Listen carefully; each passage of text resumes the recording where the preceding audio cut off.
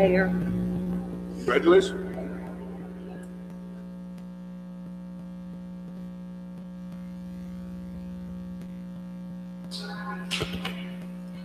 Good evening, everyone. Would you please join us in the salute to the flag?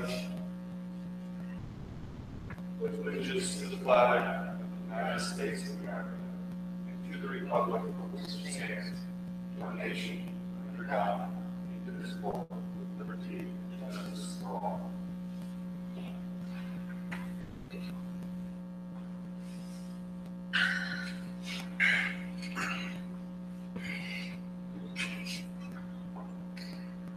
Pursuant to Section 5, Chapter 231, Public Laws 1975, this is to state for the record that adequate notice of this meeting has been provided to the public by posting and maintaining the annual notice of regular meetings on the bulletin board of the municipal building, by mailing the annual notice of regular meetings for 2017 to the News Record and Star Ledger in December 2016, and by filing said notice in the office of the Township Clerk. Here. Mr. Larrier. Here. Mr. Lembrick. Here. Good night, CC. Mr. McGehee. Here. Mayor DeLuca. Here.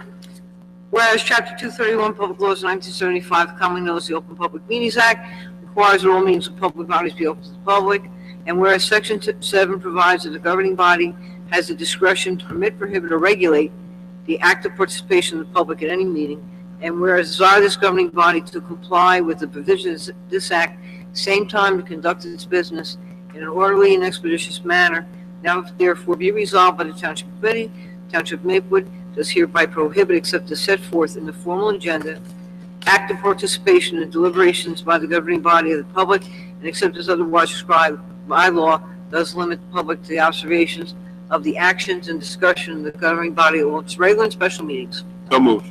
Second. Ms. Adams? Yes. Mrs. Larrier? Yes. Mr. Lembrick? Yes. Mr. McGehee? Yes. Mayor DeLuca? Yes. Thank you. Good evening, everyone. Welcome to the November 21st, 2017 meeting of the Maplewood Township Committee. I'm going to go through the agenda real quick. First up, we'll have our public comment. After that, we have about 6 ordinances on final passage. For each of those, I'll ask if there's anyone who would like to come up and speak about that particular ordinance. The first one deals with maintenance of garbage dumpsters within the Maplewood Village Special Improvement District. Second is prohibiting the use of liquid fuel portable heaters. Third is, and this is on construction sites. The third is a stop street at Peachtree and Hillcrest. Fourth is a stop sign at Orchard and Hillcrest, both of those. And then there's also a stop sign at Laurel and Ohio. And then we're changing the penalty for overnight, this is a new ordinance, we're changing the penalty for overnight parking to $60.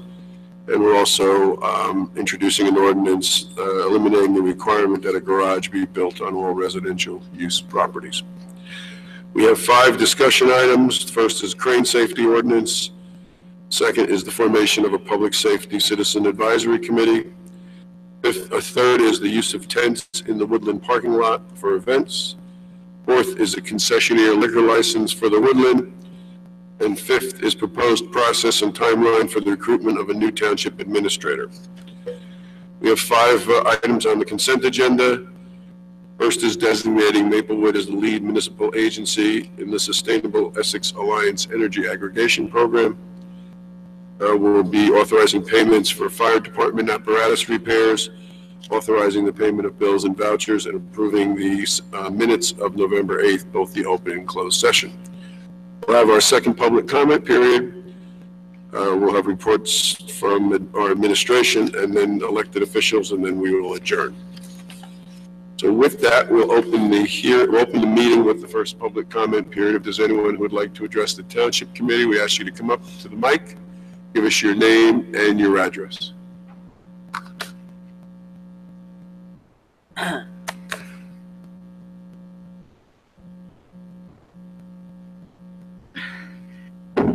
Okay.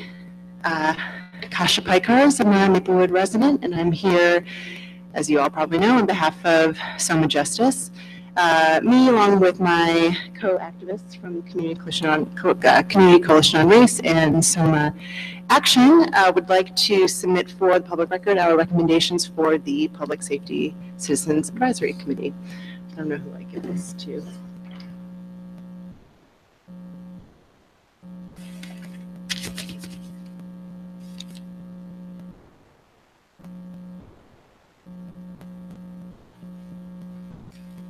Are these the ones that we've received through Mr. Daffis? Okay. Thank you. Thank you.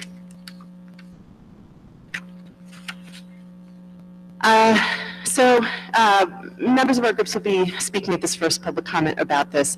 We're not going to go into a lot of detail here as we're preparing to meet hopefully in a couple of weeks to talk through the development of the charter. So, but I will kick it off to just set the stage for what I hope will be a really productive set of meetings around this. I want to start by thanking the Township Committee for continuing to move these actions along. We're thrilled with the response that we've had and our ability to contribute to the discussion. We hope to continue to be able to contribute to the discussion. And we're happy to present these ideas to you today. I'm going to focus us on the first part of what Dean sent over on Saturday, which really presents our idealized vision of what we'd like to see. And similar to the demands that we submitted a couple of months ago, this didn't just we didn't just pull these ideas out of a hat. We did quite a bit of research, both around looking at what recommended ideas people have, like the ACLU. But on top of that, we also looked at both neighboring communities and communities nationwide who've developed similar type advisory committees to see what has really worked out there. There are a lot of different groups out there that have had a variety of levels of success. I think we have a lot to learn from them in terms of how we go about this ourselves. But what I'd like to set the stage with is really a vision that's a bit broader than just what we're presenting here. As we know, this is just the beginning of a long haul, and how we think about how we change how we approach policing in this community. And that vision starts actually with what I think is a really distinct situation that we have here in Maplewood. We have a police department that we know under some poor leadership for a long time is now really seems to be ready and ripe for some real change. We have a community that we know is listening and paying attention and hoping that we're going to do the right thing, and we'll hold all of our feet to the fire to make sure that we do the right thing. And finally, to be honest, we have a township committee that, from what we can tell, is open to this. I mean, there are other communities where maybe you had 5 people on the committee and 3 out of the 5 are interested in this, and the other 2 have, think everything is fine and there'd be a real battle. But it seems everybody our hearts are in the right place, and we know that we want to move that forward. So as we present that vision and we think about where we want to go, the meeting that we have to put this charter together, there'll be a lot of details, there'll be arguments about what we can do. We have to face what we can and cannot do legally. We have to face what we can and cannot do, based on what we have in our budget, and what our tolerance is for the community that we have. So that's, there are a lot of details that we have to work through here, but as we do that, I hope that we'll think a little bit broader about what we can achieve here given the situation that we have. I'd love for us to think, several years down the line as we've been able to really help the police department rethink its training, rethink how it especially works with people of color in our community, so that maybe people can be a little bit less afraid when they see a policeman coming toward them, that there starts to be a positive relationship between the police community and the community at large here. And maybe 5-10 years down the road, instead of us looking to other communities for examples of how to do this, communities can start coming to us as an example of how to do this right. There's no reason why we can't do this right here. And So again, as we embark on this together, I hope that we all keep that collective vision in mind. And that's reflected here in some of this, in this vision that we've put together for what we'd love to see this committee look like. Great, thank you. Thank you. Thank you. Is there anyone else who would like to address the Township Committee?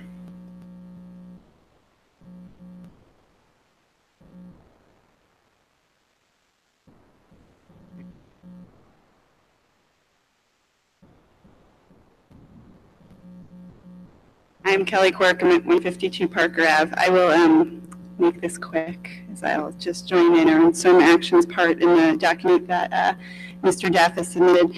We put together a quick grid or crosswalk, and I like, as we continue forward, to think through the fact that there are different models of CRBs across the country. We're a smaller town. We're not a big municipality. We probably don't have, let me phrase that, we don't have the budget to have these large investigative arms, and we understand that. So part of what we put together were different models, including investigative models, review models, and then auditor models. And there are different price points with each of those. There's different amount of community involvement. There's different amount of expertise from needing a prosecutor involved. And there's different oversight within all of those as to how they can work both with the chief of police to flag for them complaints that they're getting, how they can work to make proposals, and where their authority sort of lies. So to do that, we went through across the country a number of different places and included their charters or links to their websites. So as we have this conversation going forward, I think we can sort of hone in on best practices that work around the country and what we can actually scale down, because most CRBs are in larger municipalities. And so we need to think about what works for us. But I did want us to also look at some of the work that's already been done in New Jersey. So there is a link to the E-code for Atlantic City, which is not functioning, but part of that charter we can look at in terms of what we want to do here, in terms of size of board and scope. And so thank you. And I have this one I'm going to take home. Thank you. Thank you. Thank you. Anyone else want to address the Township Committee?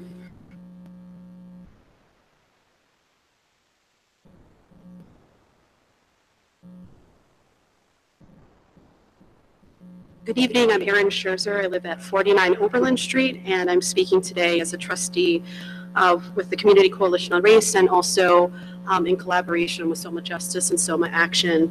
Kasha provided and Kelly as well, a very detailed outline of what we are hoping over in the immediate future, and then as the laws and the climate changes in New Jersey, the flexibility that we could potentially build into the charter of the civilian review board. Above all, we want it to be a smaller group, but not too small. We want it to be functional, about 9 individuals, ideally. We do want non-voting members that are part of the community, such as members of the Township Committee, members of law enforcement, someone who, a member of the youth community. We want the committee to be a source for data, to be able to establish best practice, to be able to evaluate what we're doing right and what we're doing wrong as a community. We, using the technology that Acting Chief Duvall has put forward, using that as a way to track our stops, ways to examine the tickets that are issued in our town, and just to see the raw data. I mean, it's one thing for us to say that we're a stigma-free town. It's another thing to say that we are a diverse and inclusive community, but everybody has bias. Everybody has implicit bias. And it's when we look at the raw data, and if we can see a certain pattern, maybe there's a way that we can change our practice. We know that our members of law enforcement care deeply about this community, and they want to do their job right. It's very clear that they've been wanting to be more community engaged over the years. And so we really want to use this as an opportunity to step that foot forward. Mr. Lemberg, we had chatted offline. You mentioned that I don't know if you want us to maybe detail a little bit more of the proposal, or if the written document is sufficient for your discussion later on today. I think that's probably enough. And certainly we'll have a discussion, and then Ms. Scherzer, I don't know if you'll be here for the later public comment, but I think we would certainly welcome sort of further comment, and we've certainly discussed a follow-up meeting for the first full week in December, and I know that we're circulating that date among our colleagues here. I know you're circulating it among some of the groups, so obviously that'll be a place to sort of pick up the back and forth dialogue. But I unless any of my colleagues disagree, I don't think you need to go into any more detail in the written report. Perfect. Thank you. Thank Looking you. forward to the discussion. Thank you. Anyone else want to address the Township Committee? Anyone else?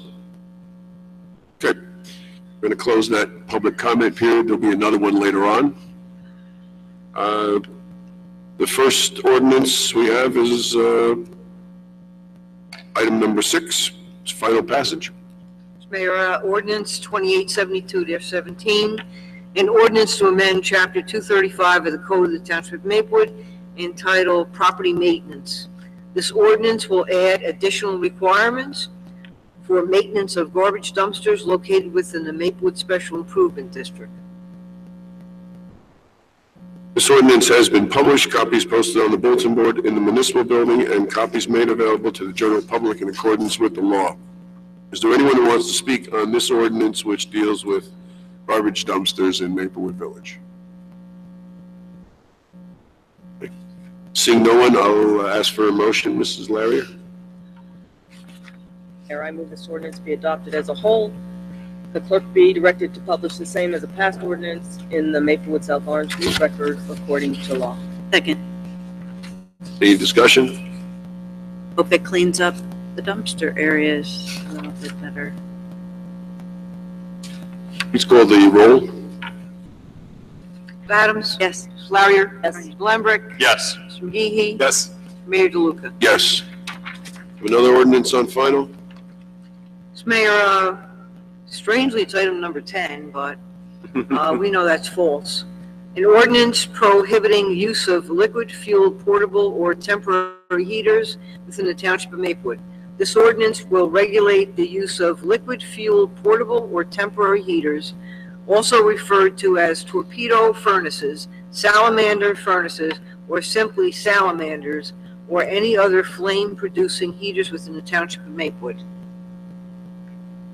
This ordinance has been published, copies posted on the bulletin board in the municipal building, and copies made available to the general public in accordance with the law.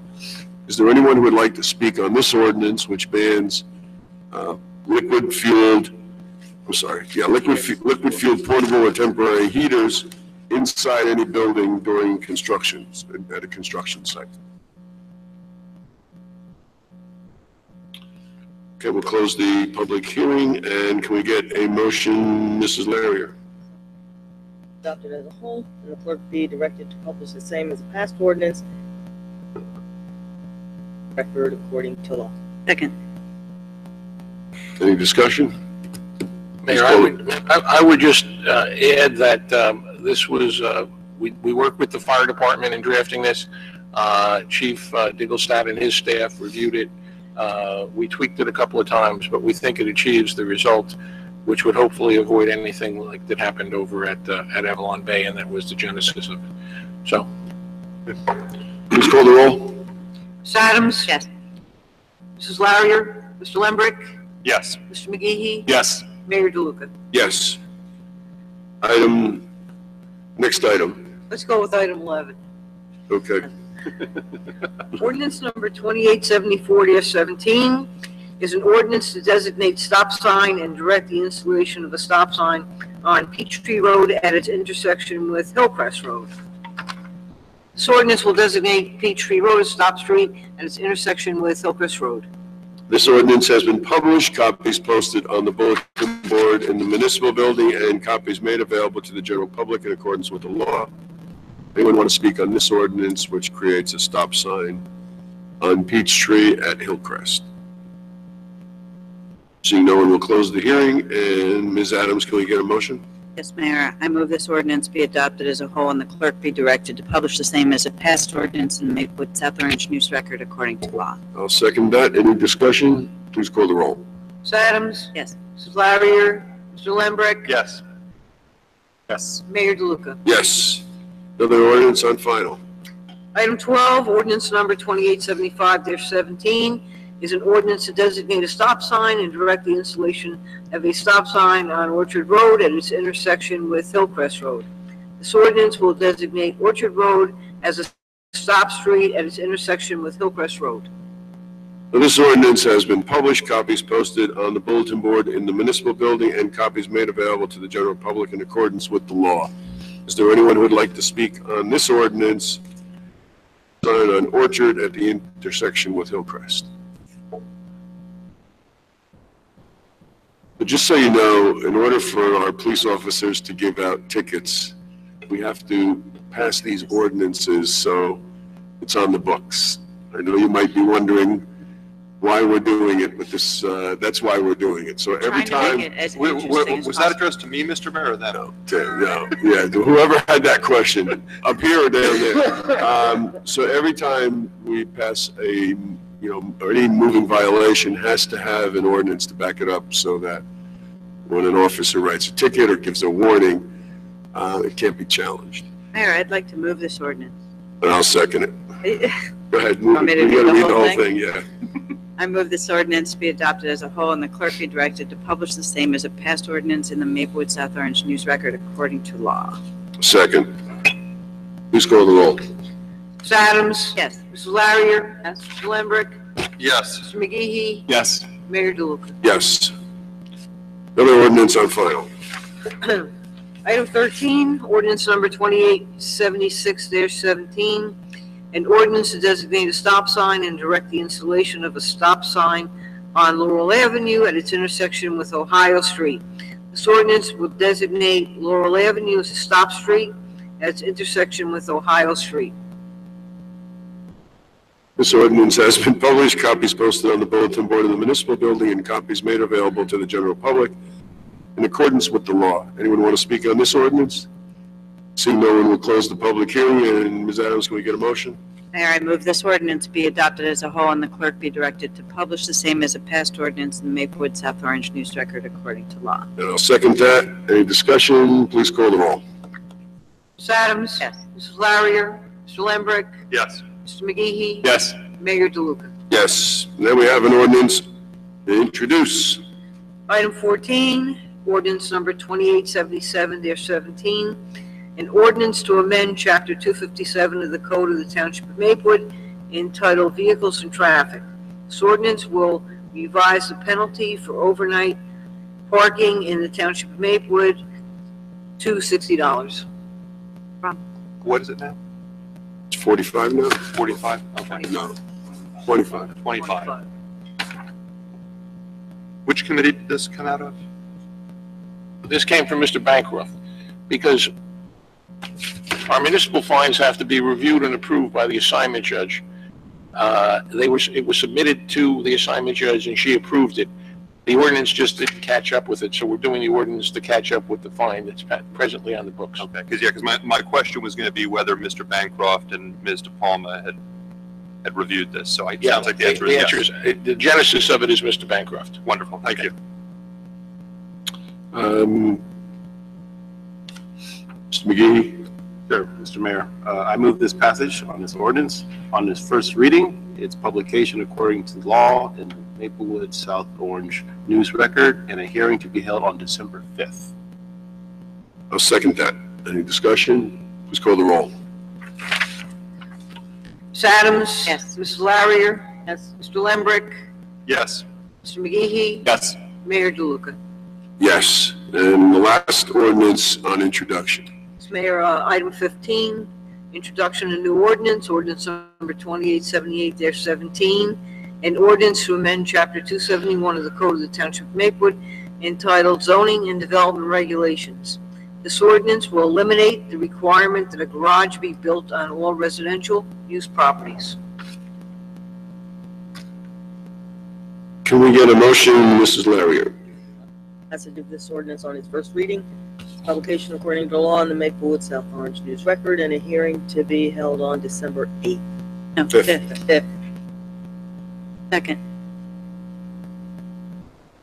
Is this the appropriate time to discuss this, or should I wait for We can the? discuss it. We're gonna have to, okay. We have two people who are not gonna be here on I was December just going to 5th. say, should Roger, someone else? Mr. Can we put it Desiderio, off until- could we push this off to the 19th? We have to re-advertise it, right? Yeah, The second reading. so we can amend this now to make the second reading on the 19th. My understanding was this came out of the planning board. No, it came out of code enforcement, went to here, went to the planning board, came back here as a positive, or at Okay, least it so was we consistent. already have an approval from the planning board. Okay. So yeah, the answer is just amended to reflect that it'll be on for the 19th. Okay. So you want to I amend the would like motion? to amend my motion, move the passage of this ordinance, its first reading, blah, blah, blah. Maplewood South Orange News Record and a hearing to be held on December 19th. Second. So it's been moved and seconded, public comment. I'm sorry, comments from the Township Committee. Mr. Lambert. Thank you, Mr. Mayor. I have a few questions about this, and one of the things I would like to ask would be if one of my colleagues who's in favor of this might, after I'm finished, might want to give a statement of in support of this, or sort of explain the thinking behind the elimination of this requirement, because it is currently a requirement that we would be changing, and I think I'd like to understand the rationale, because I haven't had the benefit of the code committee meetings and the discussions that have been had on this. But my three concerns on this that I can think of, and part of this has already been addressed, but the lot coverage, I know we've recently tightened the lot coverage, but one of my concerns, obviously there's a fair bit of concern in the community about maintaining the character, maintaining the aesthetics, and when we see tear downs, when we see sort of oversized home additions being put on, I wonder whether if someone tears down their garage, is there anything in this ordinance or any ordinance, including the recently passed lot coverage one that we just passed, that would prohibit someone from sort of reallocating that portion of their property or sort of the footprint of their garage and building an addition onto their house that would take the space that's currently occupied by the garage, because that's a concern I would have. Yes, that's exactly what the lot coverage thing, the ordinance does. Okay, So regardless of whether they tear down the whole house and the garage, and they put something up, they can only have, depending on the zone, it's either 35 or 45% of the property can be covered with a building. okay, so that in theory someone could down, if they're already at those percentages or close to those percentages, they couldn't tear down the garage and just add on another wing of the house. Correct. Okay, that's good. I also have some concerns about maintenance and repair, and whether homeowners, if they don't need to have a garage, if they might sort of start allowing the garages to fall into disrepair. And I realize that may not be something that we can predict, but is that something that's been discussed? Yeah, I'm sorry. Good. The property maintenance still applies. So the genesis for this was the chair of the zoning board came to us asking for consideration for our residents because of the high cost of building a new garage, for when they don't want to repair it, don't need it, and can't tear it down without replacing it at a significant cost, that they were getting a lot of variance requests at the zoning board, and they're very difficult to prove the need for that, the negative criteria for that in order to get that variance. And so it was becoming an undue burden on residents. And so we talked at length at code enforcement and at the planning board about the issue and looked at other communities such as South Orange that do not have a garage requirement. So it was all discussed. So to your last point, the actual property maintenance and code enforcement would address Okay. buildings falling into disrepair. Okay, so you don't need to have a garage, but if you have one, you have to maintain it. Correct. So someone can't say, well, you can't tell me I have to maintain my garage because I don't have to have one anyway. Correct. Okay. I might add, it's been brought to my attention instances where garages that should be repaired or not, and were probably in need of a tear down, were not torn down because the resident could neither afford to repair it Or to rebuild. or to rebuild it. And so as a result, the eyesore sits there instead.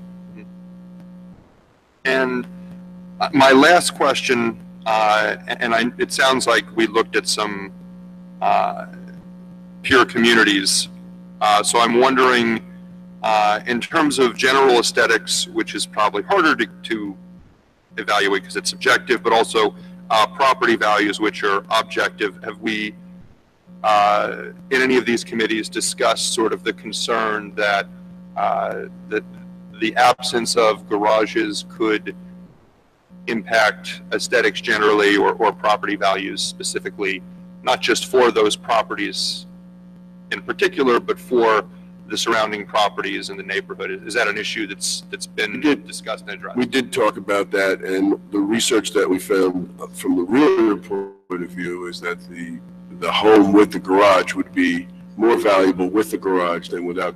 That property would be more valuable with the garage than without. As far as impact in the surrounding areas, a lot of people are parking their cars outside the garage anyway. The garage is being used for storage or additional activity. And we felt that the real test is less about whether the garage is up or down, but what it looks like, the property maintenance. And just what Mrs. Larrier said, a dilapidated garage that can be neither fixed up nor torn down or is antiquated. Many of our garages do not even fit our cars because they're too small. That was more of a detriment than not having a garage and having a clean slate back there. Right, and I guess to your point, I think about it, the person who's buying my house probably doesn't care if my neighbor has a garage. Right. You know, they care if there's a bunch of cars parked all over the place, Right. maybe, but that's not something that the presence or absence of a garage necessarily corrects, as you just pointed out. Correct. Okay, thank you. I appreciate that. Anyone else have any comments or questions? Okay, so what we have before us is a motion to amend this to be heard on December 19th, 2017, and it's been moved and seconded to introduce. Two motions, right? You got one motion and then. One motion to amend. To amend and also to publish it as amended. Okay. Republish. We have to republish it. We have, So are we taking? we a have vote the on that? first is the amendment to Right. change the Right. final hearing on December 19th, 2017. So it's been moved by Mrs. Larrier, second by Ms. Adams. Please call the roll on that.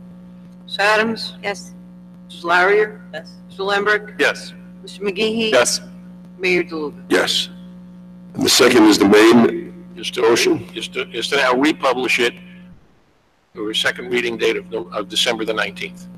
But doesn't, okay, that comes next, or doesn't it have to be approved first to make sure Well, there that? should be a motion to that effect. And Okay, so it's a motion to approve and republish with the second reading on December 19th. You're making, Second. been moved and seconded, please call the roll. Ms. Adams? Yes. Mrs. Larrier? Yes. Mr. Lambert? Yes. Mr. McGee? Yes. Mayor DeLuca? Yes. And that's it, right? Mhm. Okay. Any more? No? All right, discussion items. We have anything on crane safety ordinance? Go ahead. I'll let Mr. Dissenter take it. I drafted the ordinance, I've circulated it, I sent it to these nice people who came several times, they had comments, and basically their comments back to me were that they wanted all these additional requirements for us to check on the operator of a license. To which I responded, why would the township require more than the state of New Jersey with regard to crane operators? Because we're asking for New Jersey license. If the operator is licensed by New Jersey, shouldn't that be sufficient? The issue of preemption aside, if you feel the New Jersey licensing requirements are inadequate, your concern should be addressed to them. In any event, I never got a response to that, so my sense is, and I mentioned it to Ms. Adams, is that if you are interested in this, I put it on for the next hearing, and we go from there, as the way it's drafted. Unless there are comments from you with regard to it. I agree with. We haven't seen what you drafted. I would say, I'm not sure I've received it. Yeah, he's. We never got a copy of that. I thought he did. No, we didn't get a copy of that. Well, it's For not, next meeting, then. not a lot of use for me having put on for a discussion if we don't let you see it in advance. Okay. What do you want to do? Well, you took out everything that, It's not long to read. I mean, I can think we've discussed photocopy this it now, long and enough. we can do other discussion items and circle back to it. No, I don't think that's good. You don't want to do that? We'd have to read it. Otherwise, it's got to go into January. Either introduce it at the meeting. Hey, how much crane activity do we anticipate between now and Right. January? Not only well, that, there's that one that you were driving a couple of weeks ago. Right. Yeah. So Okay. let's put it off. can we put this on for next meeting? We've all discussed this ad nauseum already, and we We all voted up or down at the next meeting, introduce? introduce it the I next mean, meeting. we're not gonna have a full township committee meeting, township at the next, meeting. But we, What are you I saying? trust We- you to Yeah, I introduce trust it you to next move week, and then we can vote it up or down on the 19th. I trust you to move and then discuss it at length while I'm not here. Yeah, I think we should hold off until January, when everybody's here. Second. Mr. Daffis can be part of that conversation. Okay, Yes. so I will circulate it, Yes, and then assuming there aren't any objections, we'll put it on for the first regular meeting for introduction in Yes. January. Okay. Sorry about that. Going to miss it. you can come to that meeting. You can come to that meeting. You won't be here, but you won't. Okay. Formation of the Public Safety Citizens Advisory Committee. Thank you, Mr. Mayor. This is, as we all know, something that we've discussed and now at least two previous meetings, once over the summer and also the meeting on November 8th, just 2 weeks ago. And we had a very productive meeting, which most of us were at with several community groups, and this ended up being, while this wasn't the only topic on the agenda, I think this ended up dominating a lot of the meeting and is really where a lot of the focus is in terms of something that we can do right now and that can help us move towards addressing a lot of other issues that we have in terms of improving the community, the relationship between the community and our police here in Maplewood, and helping to build or rebuild mutual understanding and respect between our residents and our law enforcement. And I think one thing that we've all agreed on is that we do not want a confrontational, oppositional relationship between the police and our residents. We don't want an us versus them mentality. We want collaboration and community around these issues. And in helping us pursue that, I want to take a moment to just recognize Soma Justice, the Community Coalition on Race, and Soma Action and their volunteers for all the work that they have put in, and particularly for the considerable amount of research that they did since our last meeting in putting together a lot of resources for us, not only in terms of the proposal that they introduced tonight, but also giving us precedents and examples from other communities that show how they've addressed this, that will give us some examples to draw from. In terms of the recommendations, I don't know whether tonight is the right time to sort of get into the weeds and the specifics of what the Citizens Public Safety Advisory Committee would look like. But there are certain aspects that we've discussed and also that are in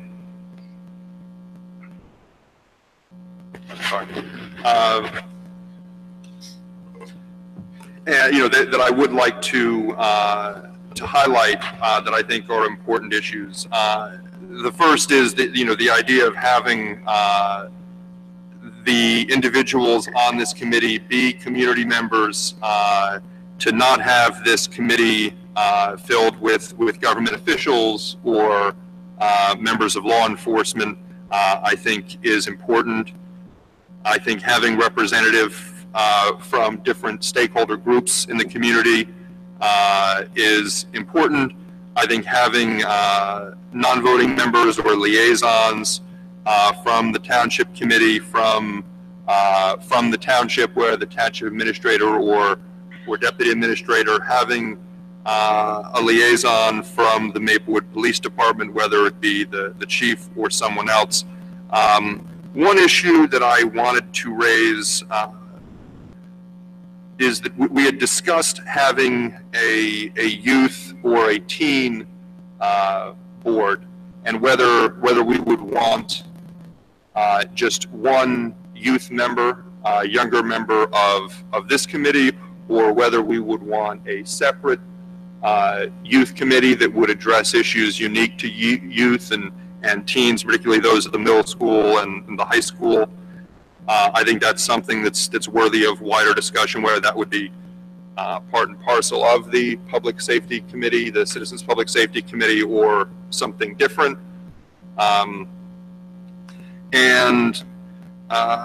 But the idea that this committee would meet regularly, that they would have the right to go into executive session and talk among themselves without the government liaison or police liaison present, I think that's important.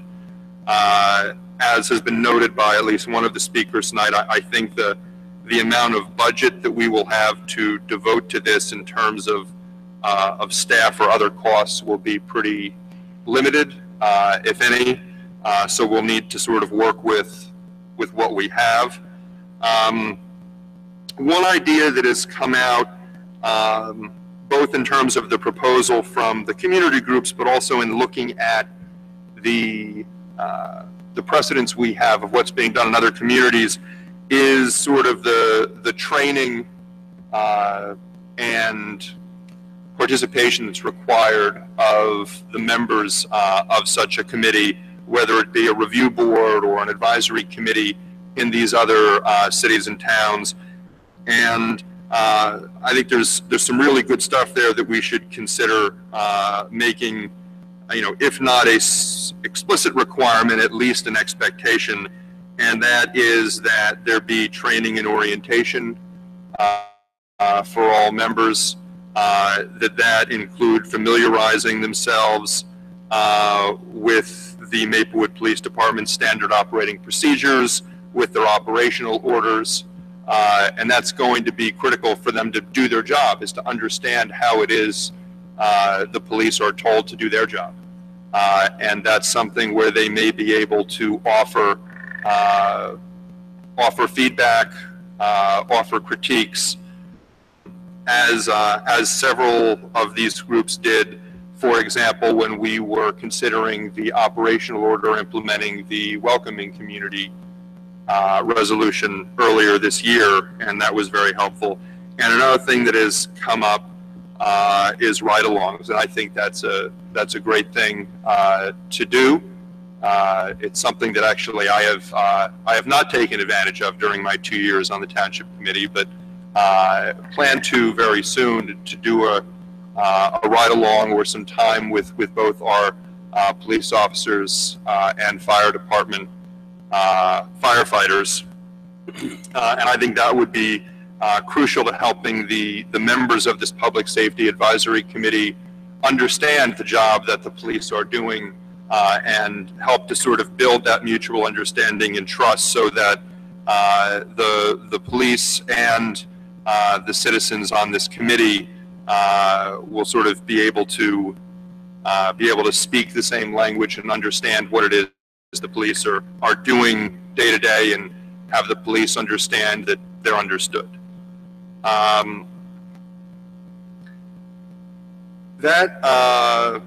Other than calling out that, as I've said before, the sort of the more investigative model is both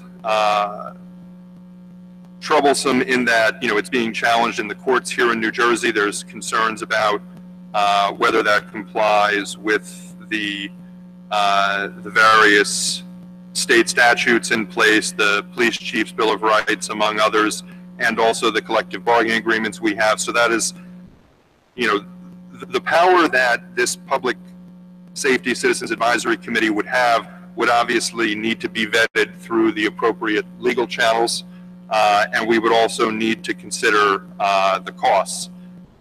And obviously, one of the things that's mentioned in the research that we receive from the community groups is that some of these models, particularly the investigative model, can really be vulnerable if the right resources aren't invested. And if we know that we're not going to be able to fund something, that we not bite off more than we can chew. I appreciated in the research where they pointed out some of the practices that sort of looking across the various different jurisdictions that have these in whatever form they might take, that there's certain practices that are sort of common to all of them, and others that are also common that they don't have. And the most divergent issue that they identified was who does this committee report to, and does this committee have the authority to bring recommendations directly to the mayor and the township committee? And just for my part, I would weigh in to say that I think that this committee should be appointed by and should ultimately report to the township committee. And that while I would certainly encourage this committee to have a good ongoing dialogue and relationship with the chief and other police leadership, that because this committee reports to the township committee, that they certainly have the ability to make recommendations directly to us and make reports directly to us. And finally, I would just add that I think that transparency is really a big goal here, and I want us to keep that in mind as we develop a charter for this organization, as we appoint people to this committee. That the goal is to bring the community in here and make this more transparent. So having this committee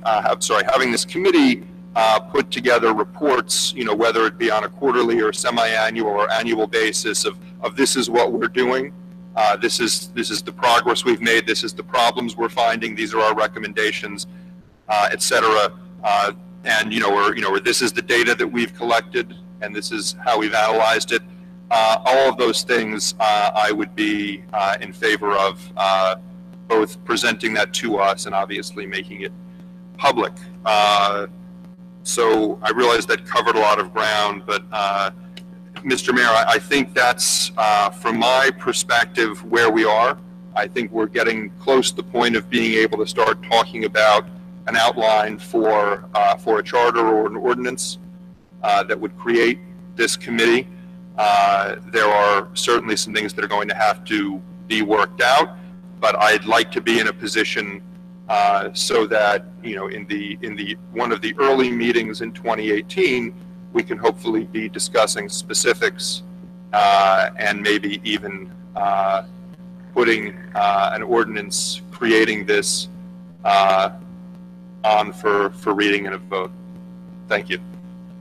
Any other comments?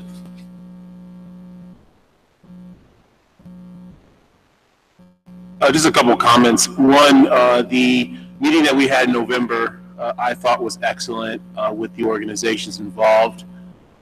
Education for us as township committee members, as well as for the constituents of those organizations to understand what we can and cannot do from a legal perspective.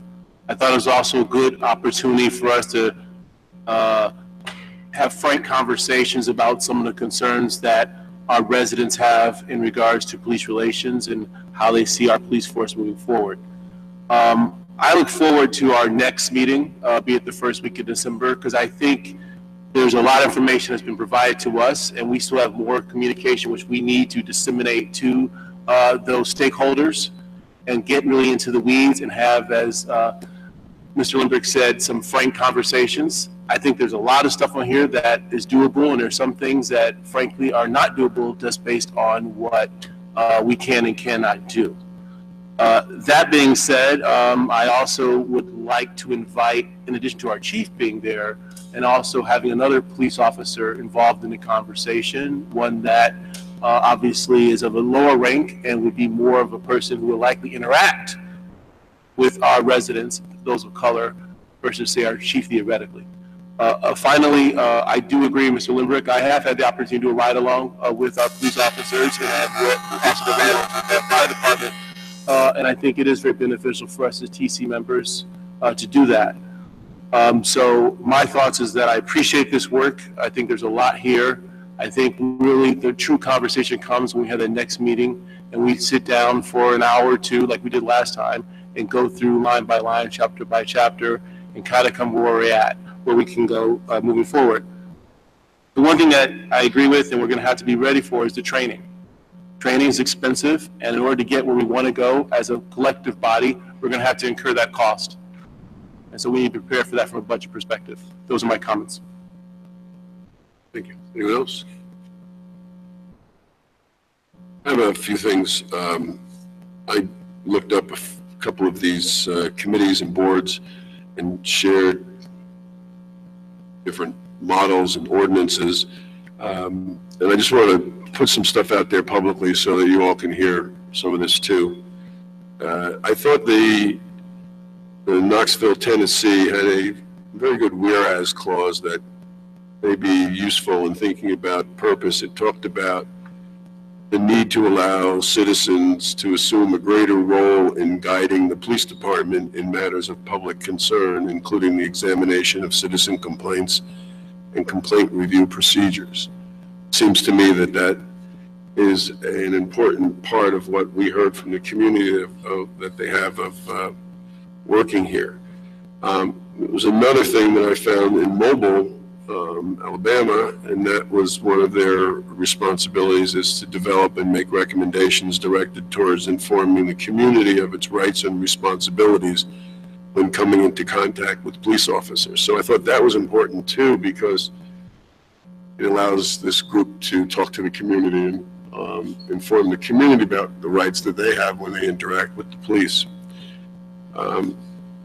There was, in St. Petersburg, I thought they made a very useful distinction between internal affairs cases, which deal with unnecessary force, discharge of firearms, falsifying reports, and bureau cases. I mean, quite honestly, most of the stuff that results in discipline is about bureau cases, and that is you didn't wear your right uniform, you didn't come to work on time, you didn't fill up the police car at the end of your shift for the next shift. And my sense is that the advisory committee is probably less interested in that. It's more of an internal operation and procedure. Although I do think you might find that people who rack up a lot of bureau cases might be susceptible to other issues. But I think we ought to focus on, and we ought to discuss what we're focusing on. Is it the internal affair cases? Because I think that is where the concern is. As been mentioned before, in St. Petersburg, they do an orientation, which is required for the membership of the review committee. They do a ride-along. They do training, which is a one-week training course after they're on. So I think all those are important, and we ought to keep that in mind as we go forward. There was one thing in the recommendations we received from Soma Justice and CCR and Soma Action, and as I understand it, what we're talking about is setting something up now that would have as much oversight as allowable under the law. I would like to also say that I think we also have to include as allowable under the collective bargaining agreement, that we have an agreement with these officers which spells out discipline, the steps of discipline. So we're constrained by both of those, the state law, and that deals with both statutes related to the police department plus employment law, and then the collective bargaining agreement. These are things that we've agreed to.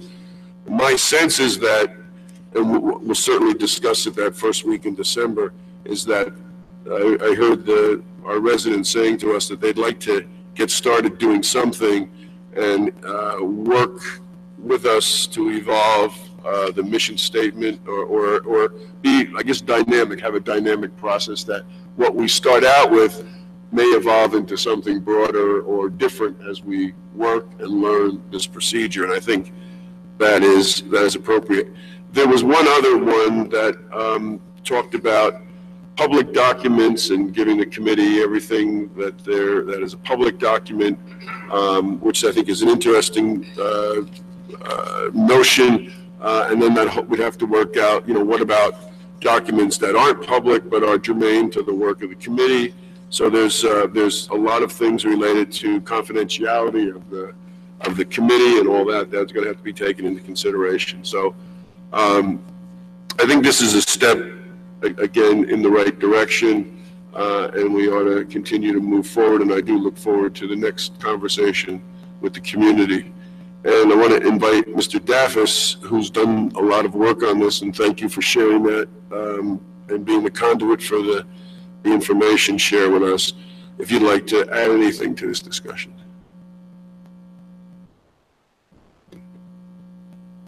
Hold it down. Or that. We're on.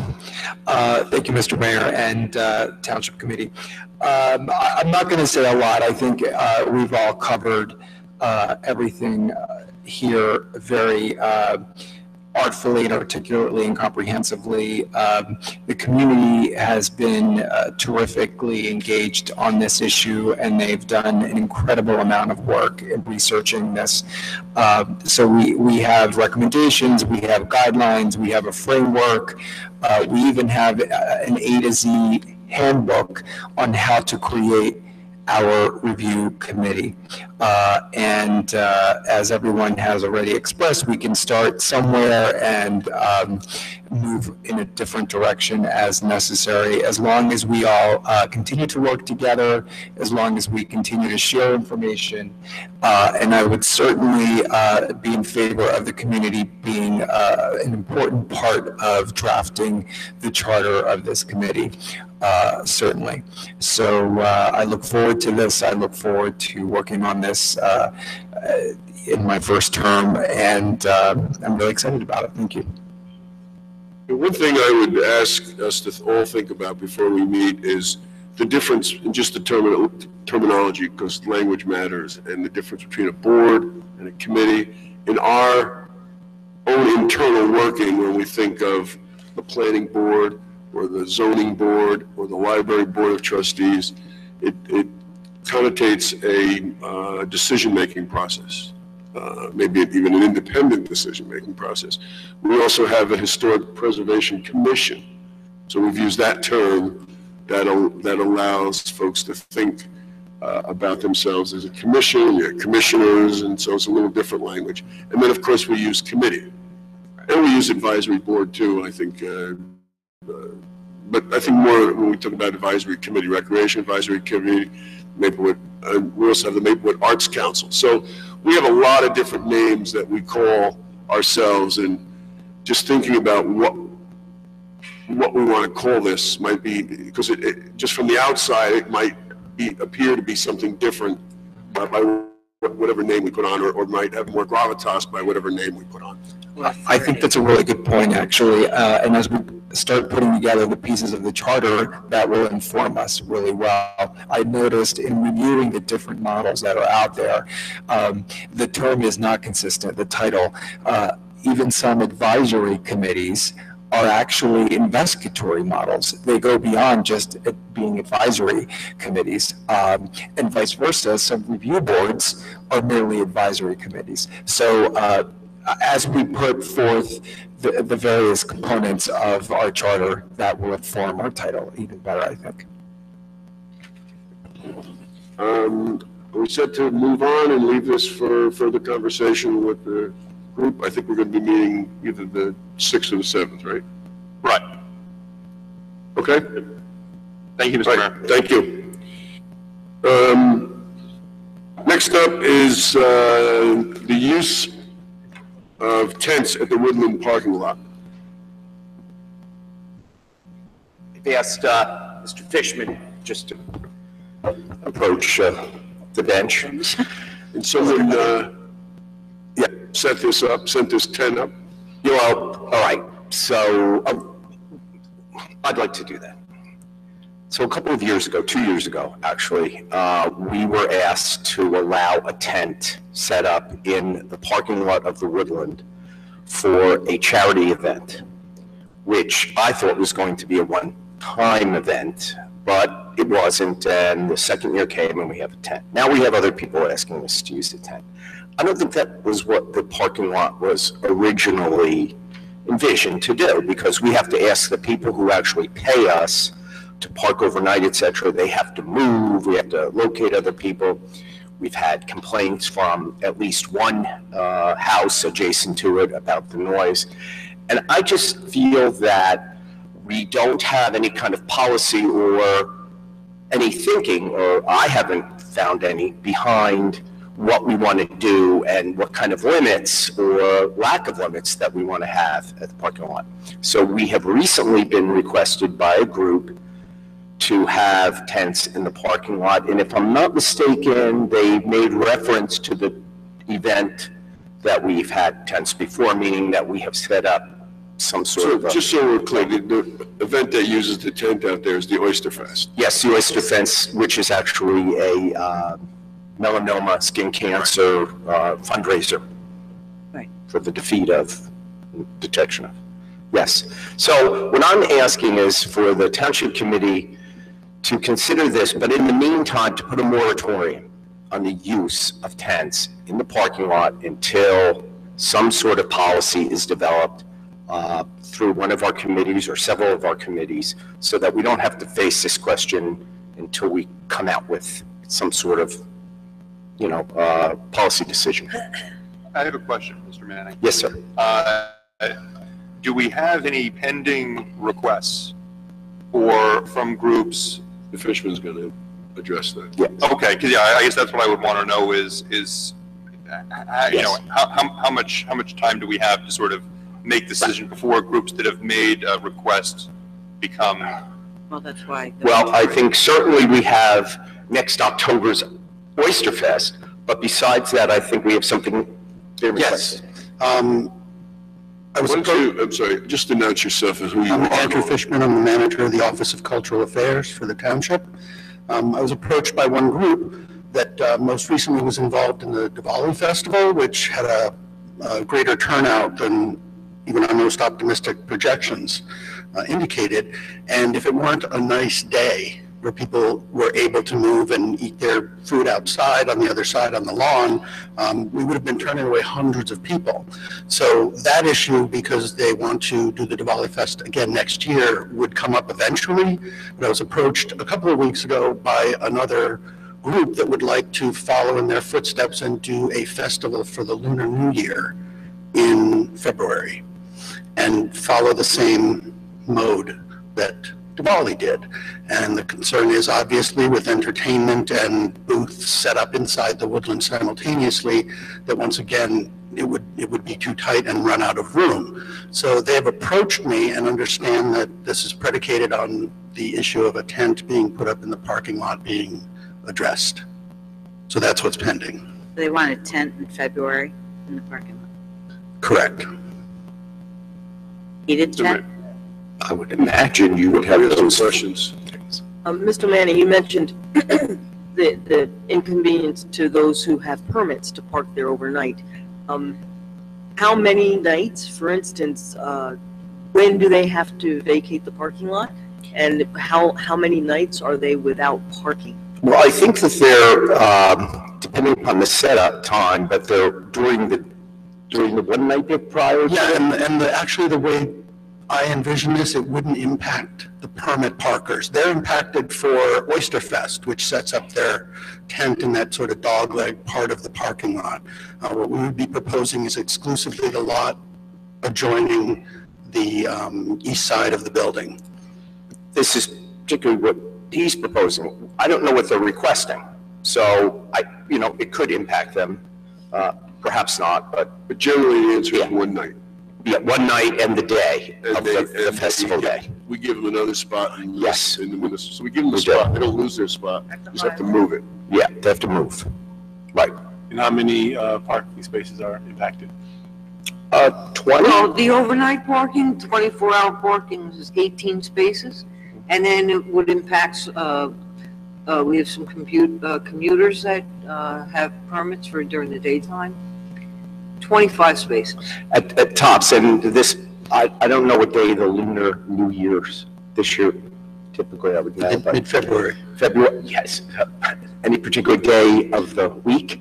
Well, the finding a date and time to do this is so predicated on this particular issue that we haven't. Right, it's not necessarily the Lunar New Year day. No, sir. Okay, so there's flexibility. And the resident in question who complains a lot about the noise, be it a rent party or the case may be, are they complaining about the tent being there physically in addition to the noise, or just the noise in general? It brings it out to the parking lot. It brings the noise of all the actual, much closer, yes. Okay. Yes.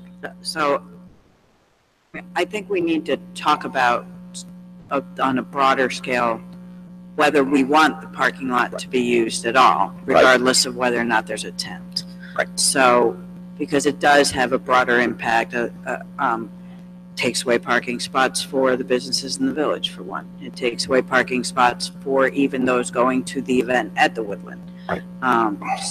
And like we just said, it brings the event in a, albeit partly commercial district, but also largely residential district, to the outside. It's not like it's, they didn't move to a neighborhood next to a park and expect, nobody play baseball in there. It's a little different when you're, and forget the history of the underutilization of this building and that parking lot for so long, that right now it's a very well utilized building, and it's a crowded parking lot. So I think there's just a broader basic question: do we want to allow festivals to spill out into the parking lot, or even on the grass? I mean, I might be okay with the grass. I'm not sure how I feel about the regular use of the parking lot when we have parks that don't necessarily impact residents quite as much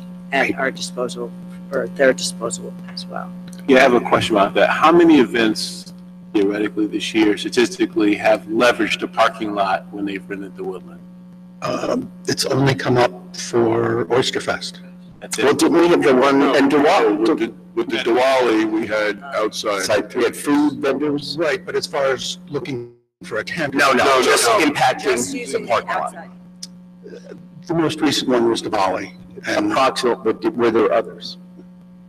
Not really, other than private parties where people were standing outside just. No, that's different. That's not. That's very different. Because they can stand outside in the street and talk to. Right. So as far as we did when we had the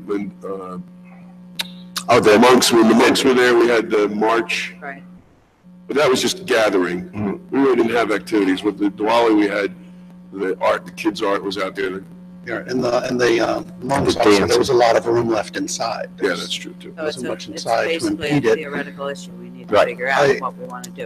I would add that also, I would certainly, if it is being considered at all, this would be restricted to events that are sponsored by or co-sponsored by the township, that are, deemed to be part of our mission or serving the cultural, artistic needs of the community, and that it not be something that ever be offered for private parties. No weddings, no anything like that, but exclusively on a very limited basis, things that the township deems appropriate. So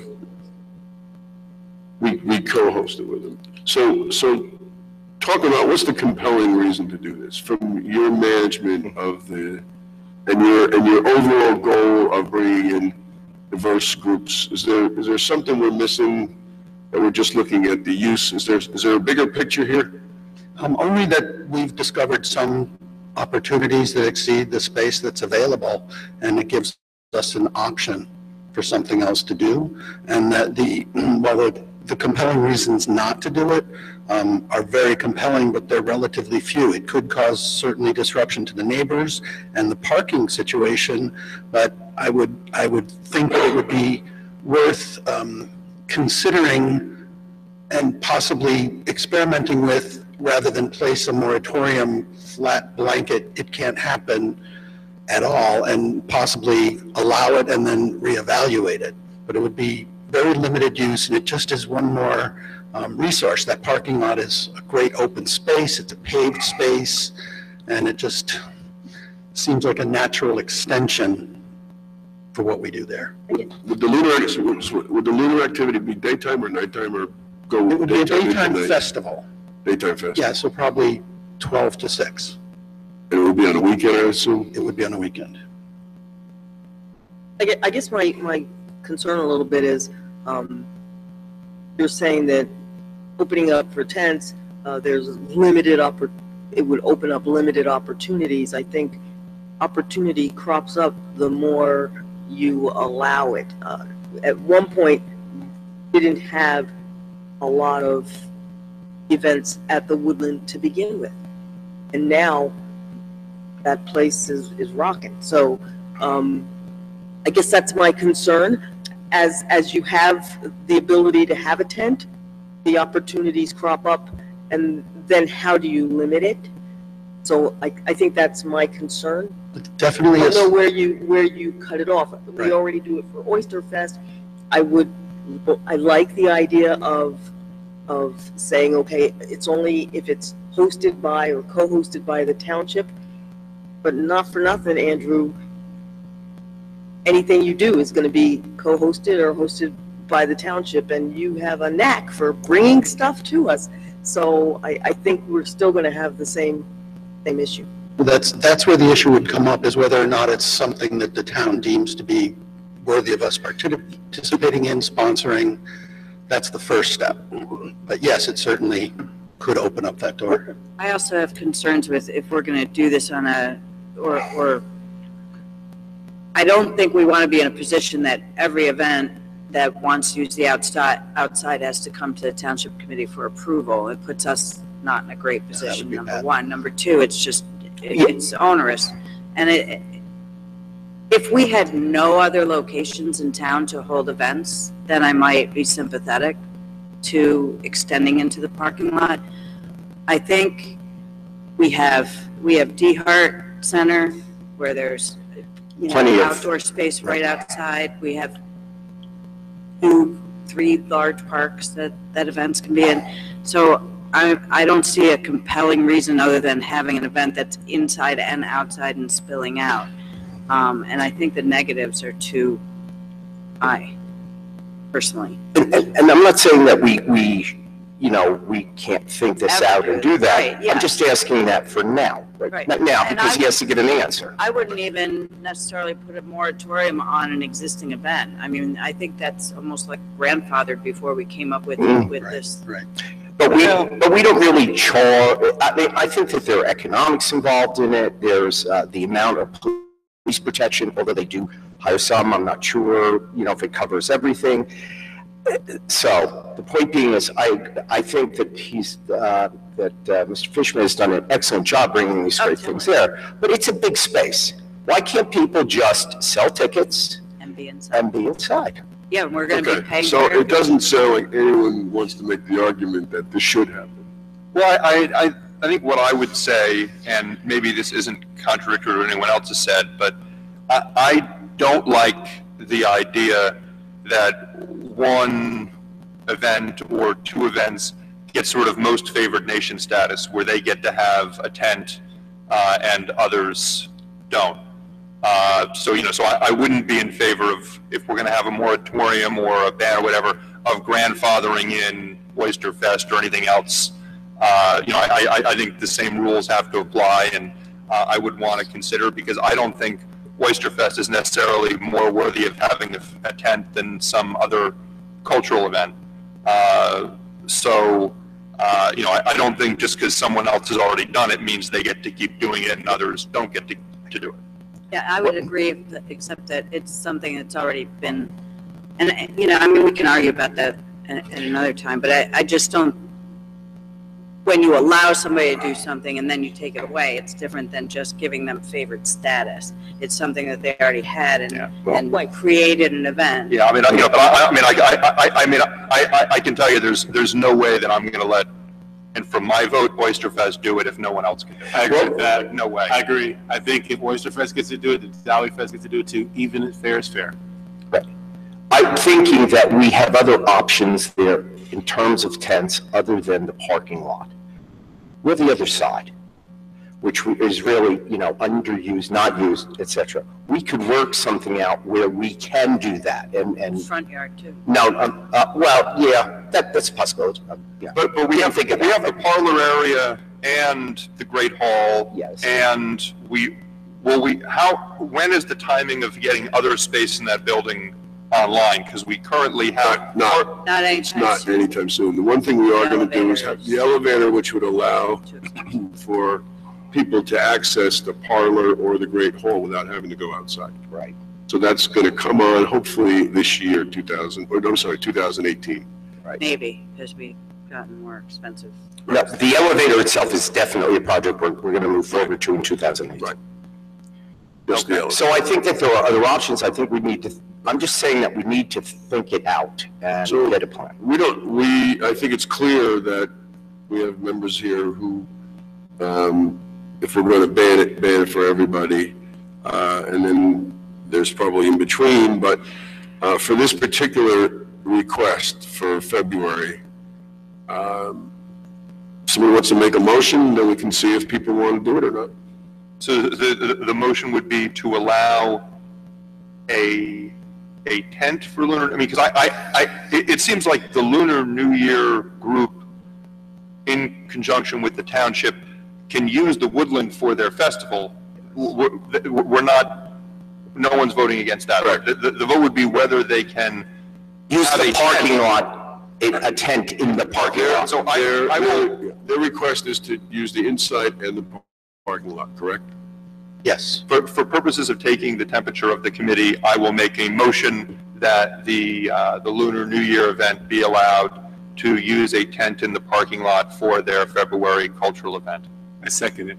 I have more questions on it, though. I have no idea what this event means. Is this 5 people who want to spread out over a tent? Is this 500 people? Are they looking at the sky? What's going on? It would be modeled on the Diwali, which was performances going on inside, to which several hundred people attended, much to our surprise, and there were also booths set up, so it became far too tight. So the idea is to reserve the indoors for performances, and not just on the stage, but use the whole space, and have the vendors outside in a tent also have tables for people to eat, so it's a food event also. That's the plan.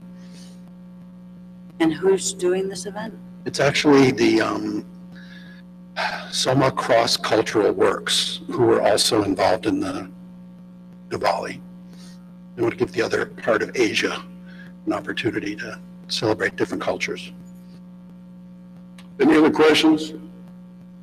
It's moved and seconded to allow this group to use inside and to use outside in the parking lot for a tent. I just have another comment. I think I'm confused by some of my colleagues in saying that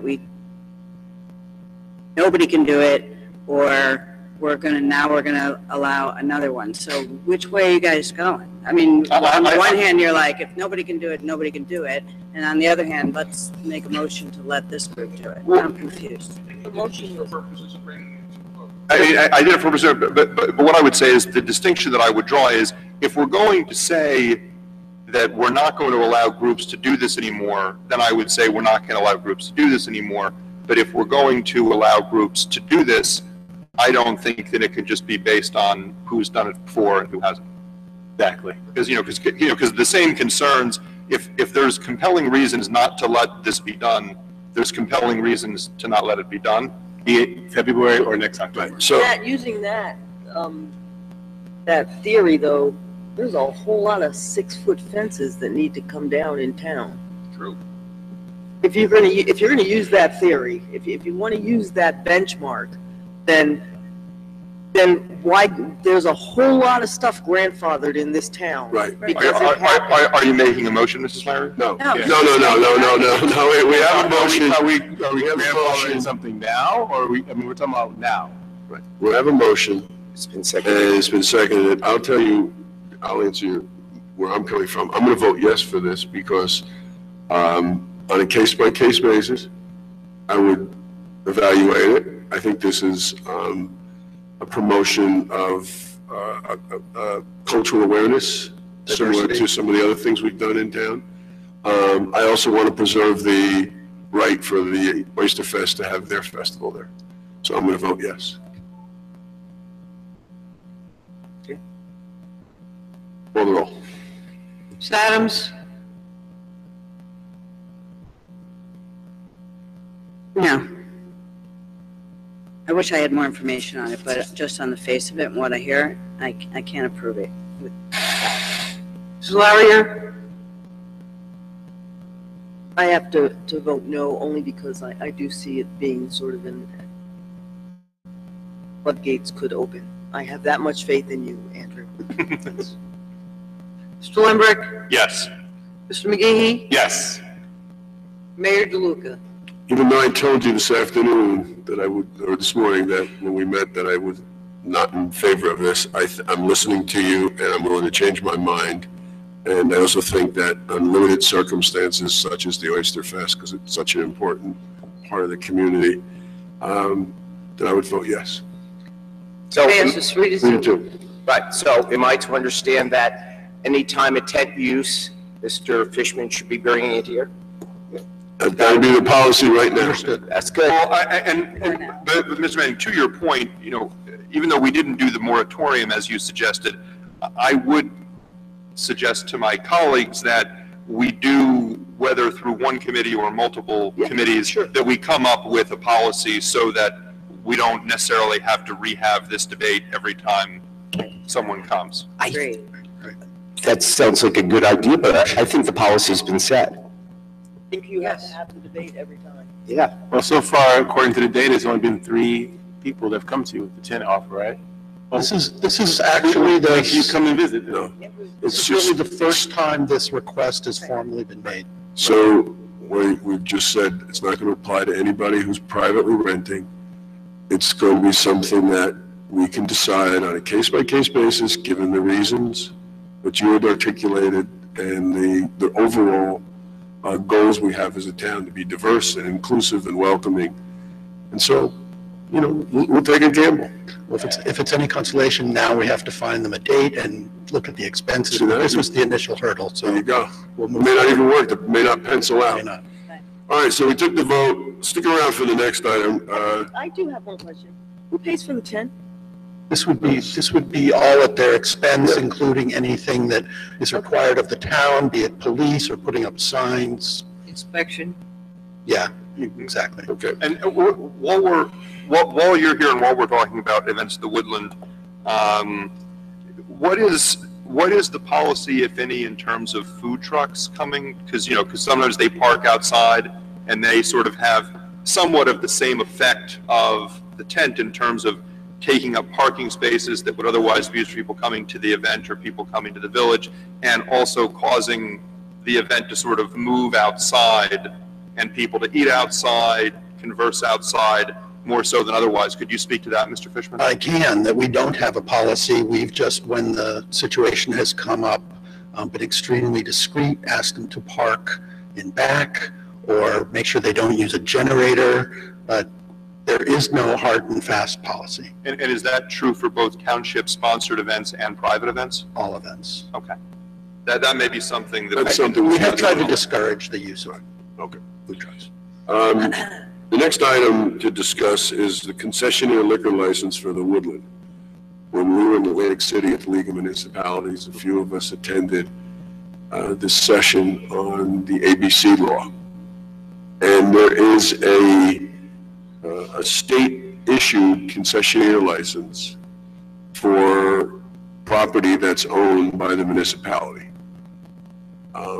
It doesn't have to do with the number of seats in the facility. It's just that the person that has the operating contract for this facility can apply to the state for a concessionaire license. They would have a lease with the town or an agreement with the town to be the concessionaire or alcohol distribution, which would be different than what we're doing now, where a group, say the Rent Party or some other group that's either selling liquor, they get the special social affairs permit, and they don't have a concession, they just have that opportunity to sell it that day. So this would be, the way this was sort of envisioned is that we could issue an RFP for a concessionaire, who then would come to us and work out the details. We would give that agreement to that concessionaire, and that entity would then apply to the state for the license. No, And then that entity would have the ability or the right to sell alcohol at any and all of the events in the property? Only in events that we allow alcohol to be sold at. Right, so for example, we have, I don't know, Oyster Fest. Right. What happens there? They would be the concessionaire. So they would have to work something out. Okay. And Rent Party? They would be a concessionaire. So I guess the question is, the groups that are currently, whether it be Oyster Fest or Rent Party, that are using the proceeds from the sale of the alcohol for charitable purposes, that would be taken away because the concessionaire would be entitled to the profits. Unless the concessionaire worked a deal out with any of those charities. Whoever they Yes. are. Okay. Just as an observation, why is that better than the way it's done now? it's not limited. Because we have a limit of 25. 25 events there over the course of the year, and any one group can get 12 social affair permits. But I'm not sure that I heard it the same way you did at that session. I thought the municipality applied for the No. concessionaire's No. license and then contracted with a vendor. No. No, it is issued by the state to the vendor. But it needs to be supported by the township, or? It has to be It's in a on our public property. building. It has to be a public. Well, in this instance, they were even talking about land. I mean, it got convoluted because this was redevelopment. There were some people that would hold the ownership of the land, have a redeveloper build a building or a restaurant, And lease. and then they would lease the building to Applebee's, and then Applebee would go to the state and get a like concessionaire license. The vendor would be whoever we designate as the vendor. It's on an annual basis. May I suggest that Ms. Fritzen and I do some additional Yes. research Sure. on this and Please get you, do. we'll get you a memo on it? I think we have it already, Mr. Desiderio. Yeah, we have it already. We had gone over this. Yeah. Okay. Yeah, but I definitely have some questions about this, so if tonight's the appropriate time, I can ask them, but it sounds like this may be tabled. It's like, SOPAC has, I don't know how what kind of license, they have a concessionaire license?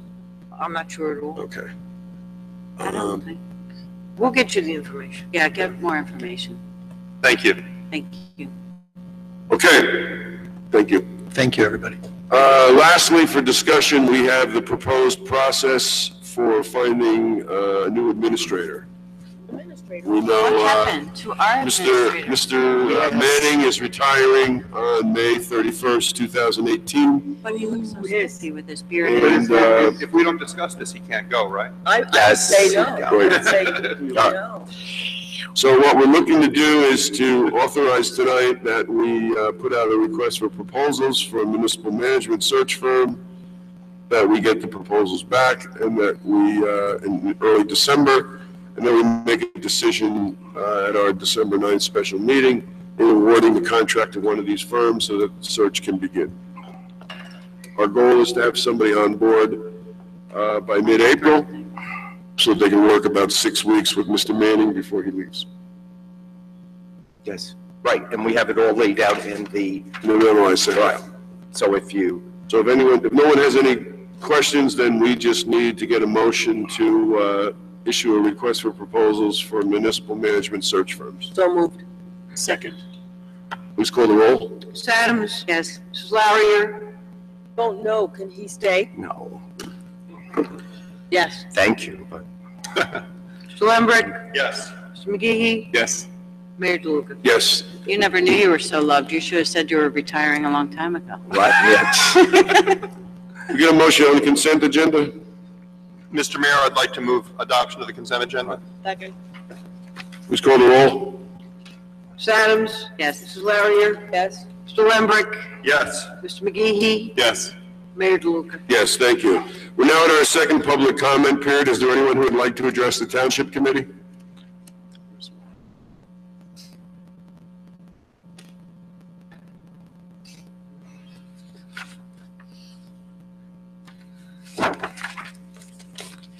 Good evening. My name is Gail Black. I'm a region president of Hadassah, a national organization, women's Zionist organization, and we have a local chapter here in Maplewood with 480 members. We're here tonight to introduce an anti-BDS resolution. BDS stands for Boycott, Divestment, and Sanctions Against Israel, but it is more than just anti-Israel. It's anti-Semitism. We were asked to come from a prior board member, Mr. Noel Siegel, and we wanted to tell you more about the BDS movement. It's expanding onto college campuses. It's influencing governments and businesses, and I'd like to just step back and allow my colleagues to tell you a little bit more about it.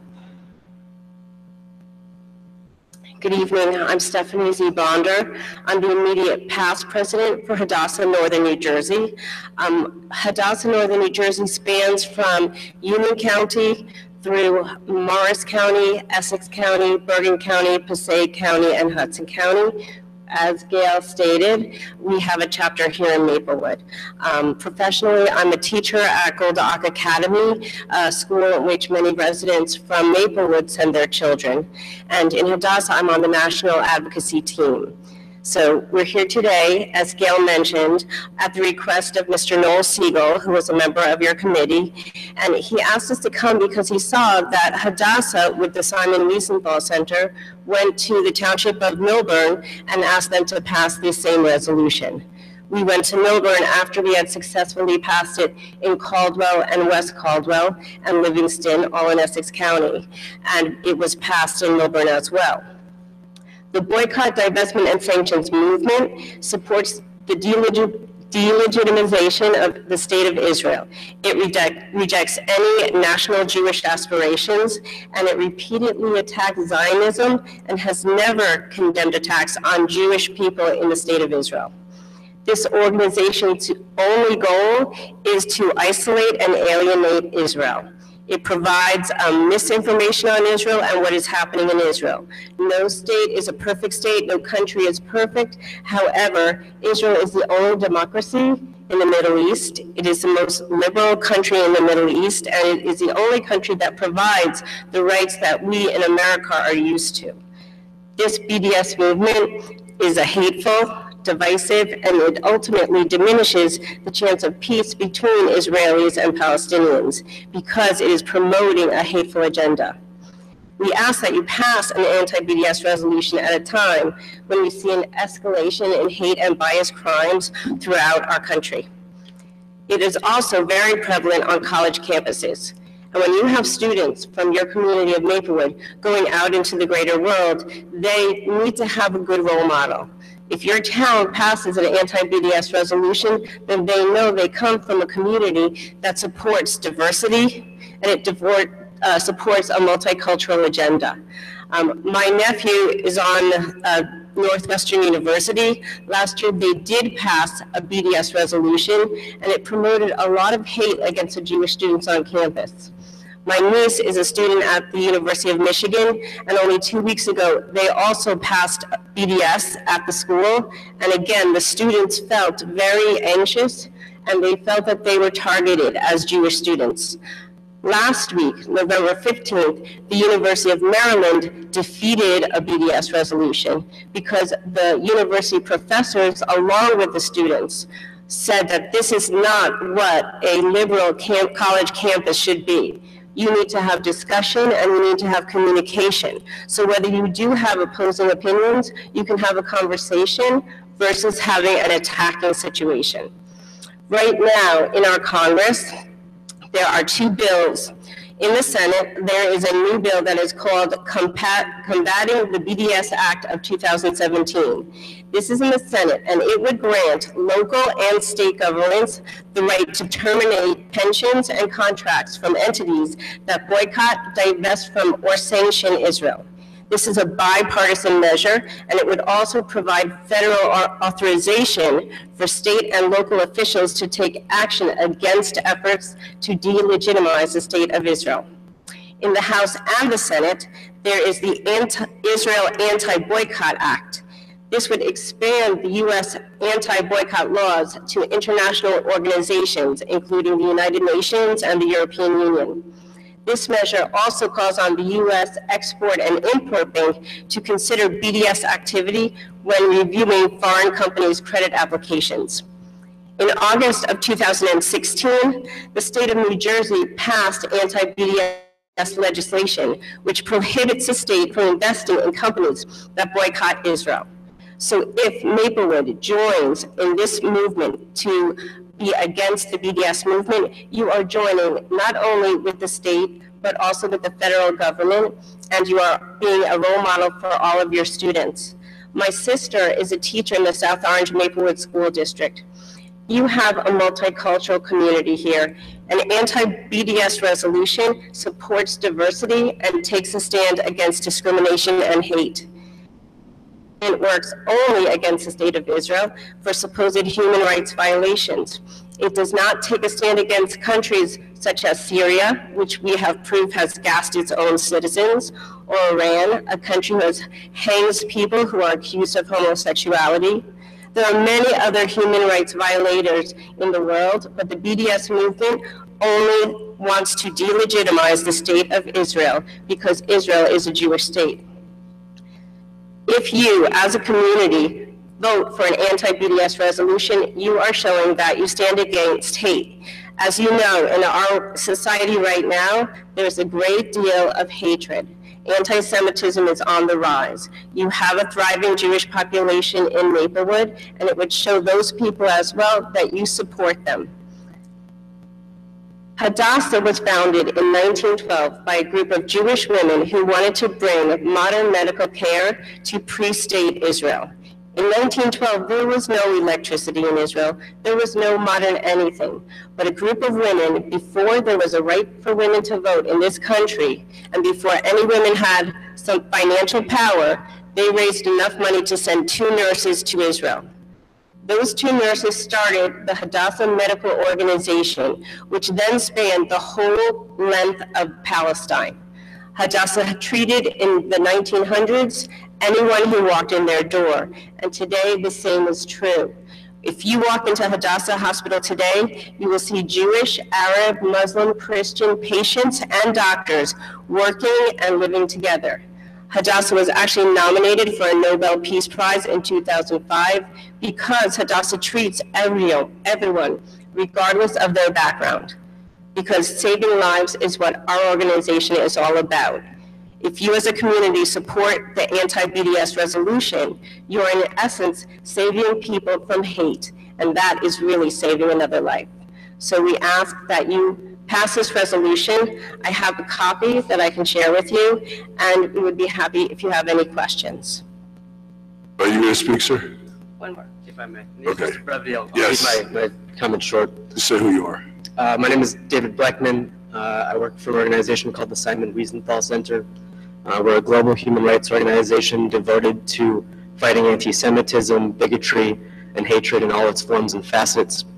It's my privilege to present to the Township Committee tonight this resolution condemning all efforts to delegitimize the State of Israel and the global movement to boycott, divest from, and sanction the people of Israel. As you might know, the Wiesenthal Center is has 400,000 member families, many of which who live in and around this region, in this area.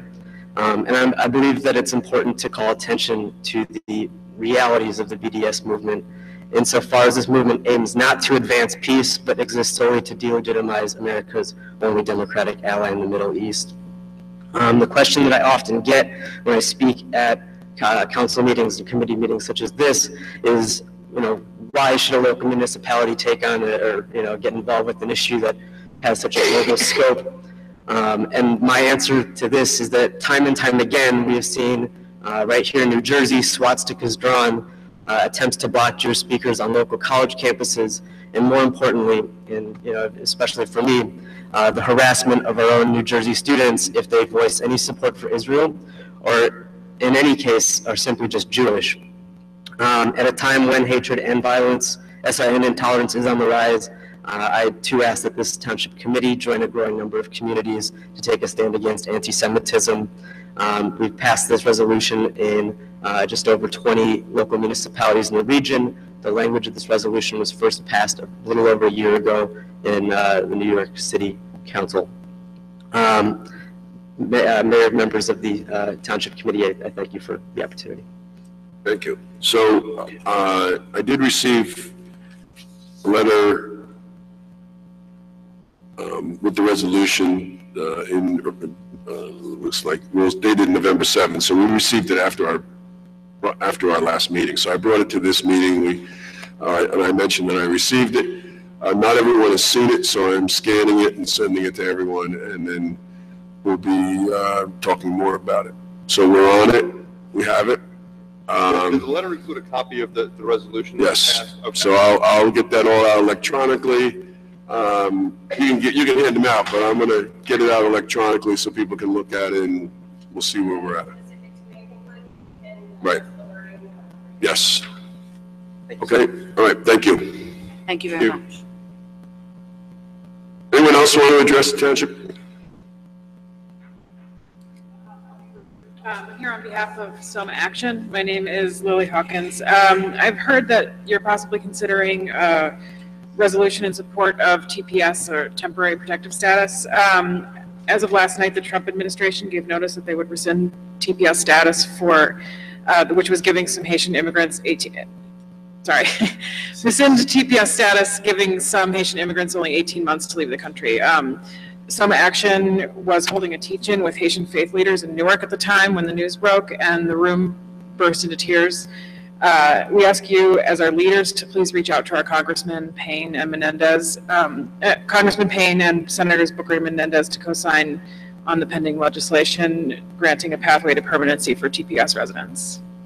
Right, so just, we passed the resolution at our last meeting, and I've been in contact with Tim Katz, who asked that we contact Senator Booker, Senator Menendez, and Representative Payne. I'm going to be bringing it up in my report, see if everybody wants to do that, and if they do, which I'm sure we will, then we're going to do that. Okay, thanks very much. Thank you. I also urge everyone here to contact their legislators directly themselves, not just from this governing body. Okay, thank you. I'm sure you probably have, but spread it around. Anyone else want to address the Township Committee?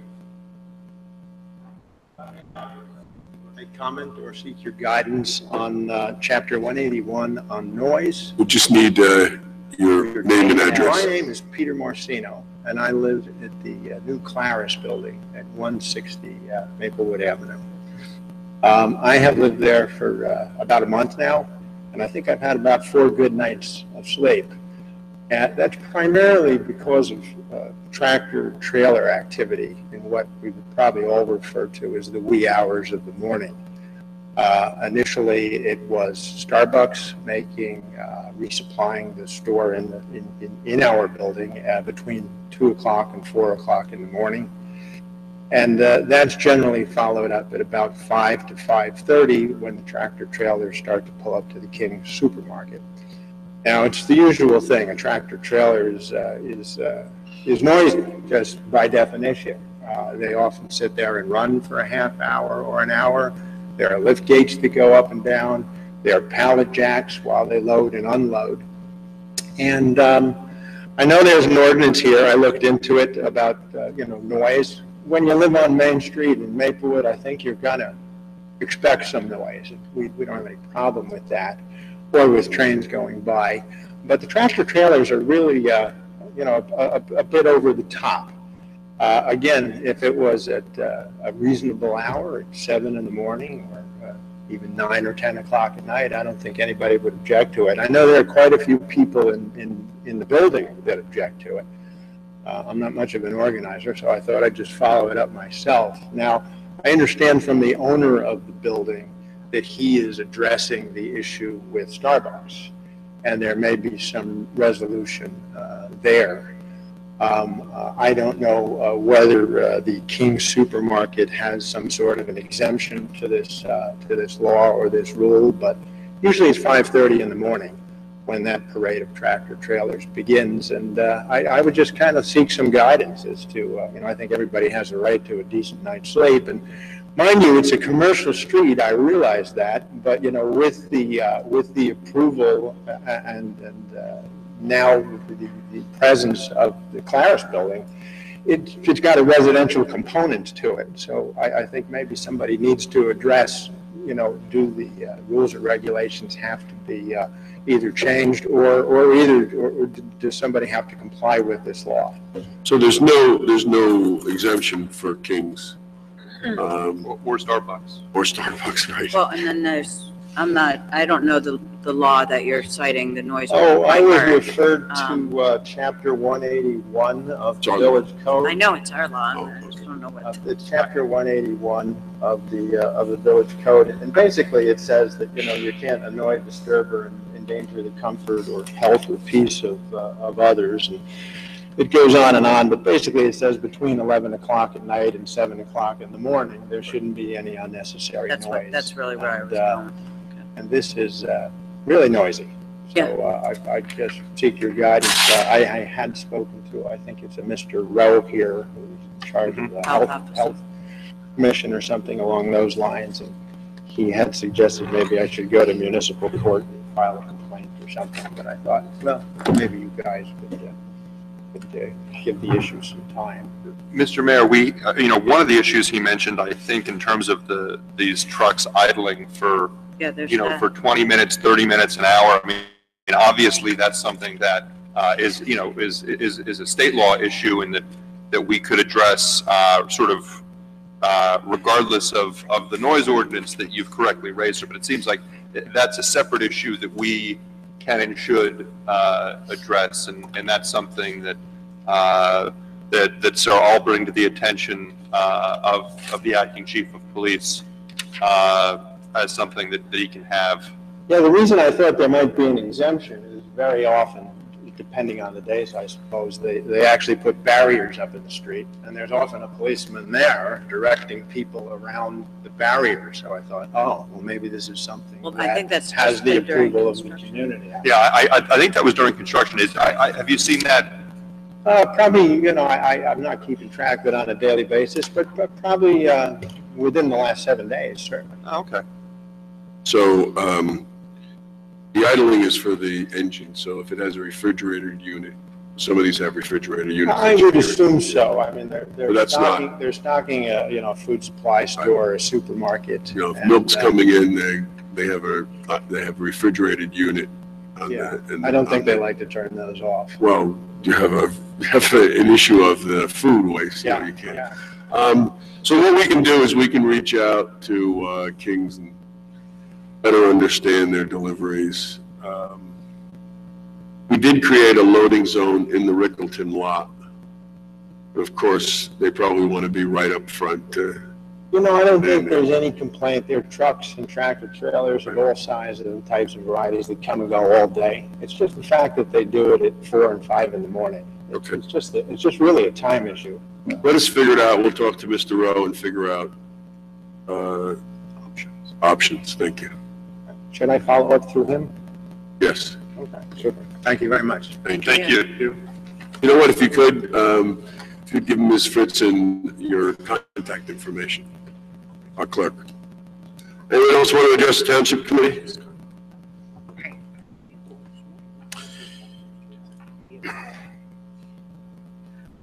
I'm Heather Craven. I live on Highland Place.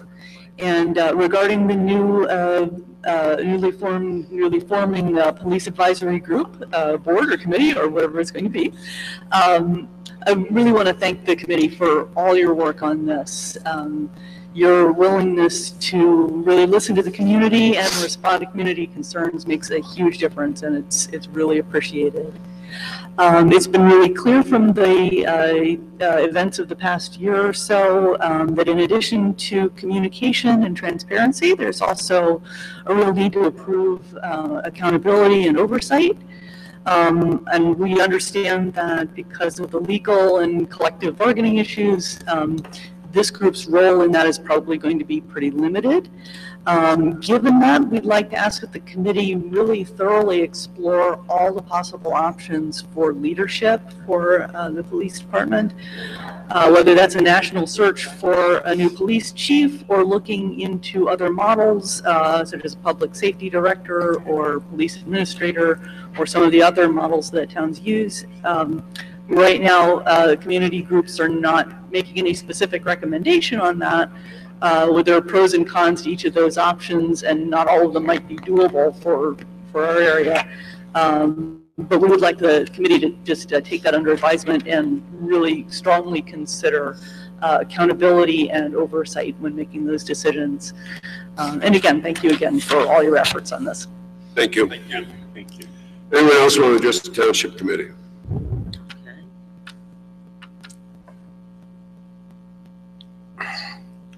Good evening, I'm Erin Scherzer. I'm speaking in response to the discussion with respect to the Civilian Review Board.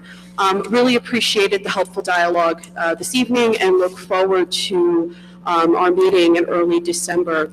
Did want to add to the record, while there's a difference between what's happening in the here and now and being compliant both legally and contractually with terms that are upon the municipality, Maplewood, and yes, whatever the initial step we take, of course we have to be compliant. We don't want to invite a lawsuit, of course.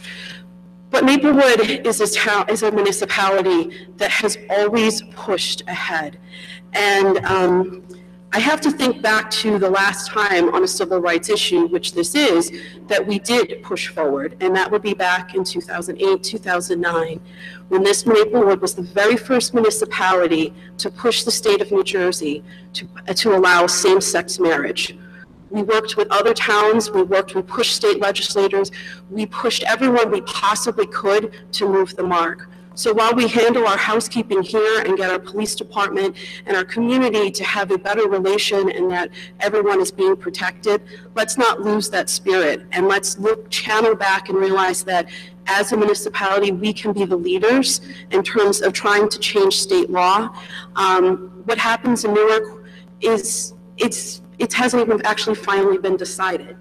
We have a new administration down in Trenton, and I would hope through our connections and through our diligent work locally and as a county, that we are able to actually start the chain work to actually push town by town, similar to how we did with same-sex marriage, so that in the state of New Jersey, we could actually be a leader in terms of ensuring that our law enforcement is protecting and serving our community. And by protecting and serving, it means not not harassing individuals, and that we have true community relations with our law enforcement. So looking forward to future conversations, but what I don't want to happen is that we put up roadblocks where in the past we have worked within the confines that we've had and found ways to get over the mountains that have been presented before us. Thank you. Thank you. Thank you. Anyone else want to address the Township Committee? Okay, we're going to close that public comment period. We've received the 2017 tax sale report, actually twice now, so thank you. And we have administrative reports. Mr. Manning? Yes, I have two items, Mayor. Much to my sadness, the farmer's market is done for the year. We'll open up again next June, so we'll look forward to that. Mr. Manning, will you be here when it opens up? Does Yes. it open up in the spring? It opens up June. Ooh. First Monday in June. I'm retiring in May. I'm still going to be alive. Should we put in the job description that they must report on the farmer's market? And You're assuming he's not going to go to work for the farmer's market. Right, that's right. I might want to be a farmer. Okay. See him at the farm. What's your other item, by the way? Oh, okay. All right, and I wanted to alert the public, of course, that we have a new website. Our new website is up, and there's a banner at the top of it which basically says, if you haven't received recently any emails from us in terms of our email blasts, to re-sign up, because in the process, sometimes emails get lost or, it's not always perfect. So if you have any doubt, just go back and sign up again. If you did it twice, you will not get 2 emails. It'll just, it'll recognize that. So please go on, check us out. It's really fantastic. Try it on your cell phone. You'll get the same images, etc., and information as it is on the website itself from larger devices. That was it, unless there were any questions. Any questions for Mr. Manning? Thank you. Mr. Desiderio? I have no report, Mayor. Oh. Okay, anything from Mr. Desiderio? Ms. Fritzen? I have a few things. I wanted to report that regarding the board and committees, the notices that were sent out, if people are interested in continuing, the responses are coming in kind of medium to slowly, and I'll be able to give you shortly what I've gotten back. I want to report that Veterans Day was held here in this room on Saturday, November 11th. And I think that everybody was here, obviously, and it was a very, very well attended, wonderful day. I want to just mention that New Year's Day for 2018 is a Monday, and as it being a Monday, weekday, we start at 12 noon sharp. At I just what? want to make sure that everybody's okay with that, because we 12 need to o'clock. start to get the invitations out. 12 Right, o'clock. this is what 12 we, noon. this is what we tried to talk about a year ago or something. Because it was 2 o'clock because it was on a Sunday. We've had it at 2, we've had it at 1, and traditionally, we have it at noon. Right. So I just want to make sure that you're in agreement with noon, so I have the proper invitations go out. Right. I'm okay with it. I would prefer like 1 or 2 o'clock personally. Because it's a holiday day off and you still gotta get up early enough. And you're presumably out late. Mr. Manning agrees and it'll be his last January 1st meeting. I'm just saying, I think it's, I would prefer 12. he never goes anywhere. Me neither. I gave up New Year's Eve. Mr. McGee, what do you think? I'm okay with you. All right. Daffodils. Mr. Daffis? Noon meetings. It's gonna be noon, Ms. I'm gonna have a party until 4 in the morning. Yes, All right. noon. And invite everybody on the. The other thing is, the next day would be your first Township Committee meeting of the year, and that's Tuesday, January 2nd. I don't know what you want to do, and We'll meet. you have met, and you have also pushed it for We'll next meet. week. I heard you. Okay. That's all I have. Given that December 24th and December 31st are on a Sunday, Yes. we need to change the liquor law No, you don't. Why not? We've already done that. Okay. There's an ordinance on that when the holidays fall on Sunday. We did it already. It's, Yes, you're all set. all right. So are you notifying the, okay. Yes. And I want to share with you publicly a note I received about Veterans Day. It says, "Dear Mayor DeLuca and staff, Saturday's Veterans Day ceremony was truly an uplifting event. This annual commemoration is a heartfelt tribute to Maplewood's veterans. Great thank you to Liz and you for planning and officiating another wonderful program and delightful reception." That was from Mrs. McGrath. Oh, great. Well, I'll give this to you, but I just want to publicly let everyone know you did a great job. And it was really packed and it was very moving. Thank you. I'm only the organizer. We have a lot of great people involved. Okay. Anything else for Ms. Fritzen? Mrs. Larrier, No report, sir. Ms. Adams, No report, Mayor. Mr. Lambert. I have a few items, Mr. Mayor. First, I want to commend Mr. Manning and especially Ms. Viveros on the new website. I think it looks great. I've been getting some really good feedback. I would encourage everyone, as Mr. Manning did, to check it out, sign up for updates if you're not getting emails. And also, if you have feedback, it's new. If you find something that's wrong or there's something that you used to be able to find more easily than you can now, let us know.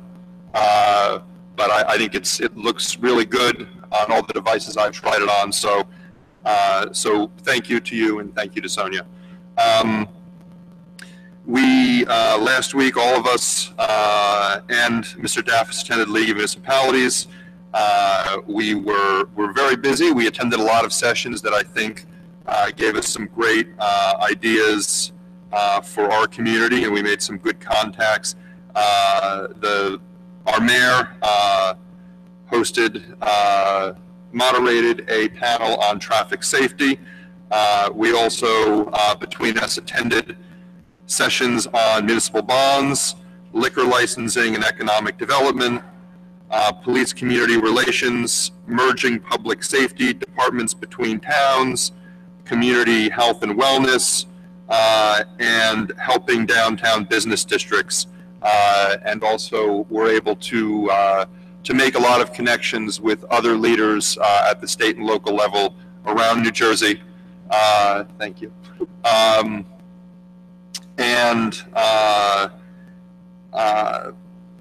That was a really valuable experience for all of us. But I just wanted to let you know that we did do a lot of work down there and took back some really valuable lessons. I would like to congratulate the village president of South Orange, Sheena Collum, not only for having a birthday as we all do, but for taking the opportunity to use her birthday to raise over $12,000 to fight youth hunger in our towns. And inspired by her example, my upcoming 40th birthday, I have some plans for how to use that. I don't want to make any promises in terms of how much we'll raise, but I have some good causes that are near and dear to my heart here in town that I'm going to be trying to raise money for. When's your birthday? My birthday is March 27th, and I will be 40 years old. Oh my God. All right. The second to last item I have is, 'tis the season when driving around Maplewood feels like being in a slalom because of all the leaves on the street. I would just remind everyone to please check the schedule to see when your leaves are being picked up. And if the leaves aren't being picked up for another week, 2 weeks, 3 weeks, please don't put a huge pile out in the middle of the street. It makes it difficult for driving, for parking, for our first responders. We will certainly be on the lookout, and hopefully the people who should really be aware of this, of course, are the landscapers, and they should be complying as well. And my last item is to wish all of my colleagues and all township employees and all residents a healthy and happy Thanksgiving this week, and particularly for those of you traveling, safe travels. Thank you. Mr. McGee. Thank you, Mr. Mayor. My office hours will be 10:30 on Saturday, December 2nd at the Maplewood Grill. As many know, I've been having my office hours at restaurants and coffee shops throughout town on Springfield Avenue as well as in the village. Maplewood Grill reached out to me and heard about my last office hours at the Haitian restaurant on Springfield Avenue, as requested my attendance. So that's where I'll have my office hours. I want to say, as we continue to move forward, it's important, as I've stated publicly, to support our businesses, shop local, and especially our minority-owned businesses, with an emphasis on Springfield Avenue. We have several restaurants there that are phenomenal. I ask all Maplewoodians, especially those who may live closer to the village area, to patronize all of Maplewood and support those businesses, so that when we boast about the diversity that we cherish and we've moved here to experience, that diversity can continue to be part of our community.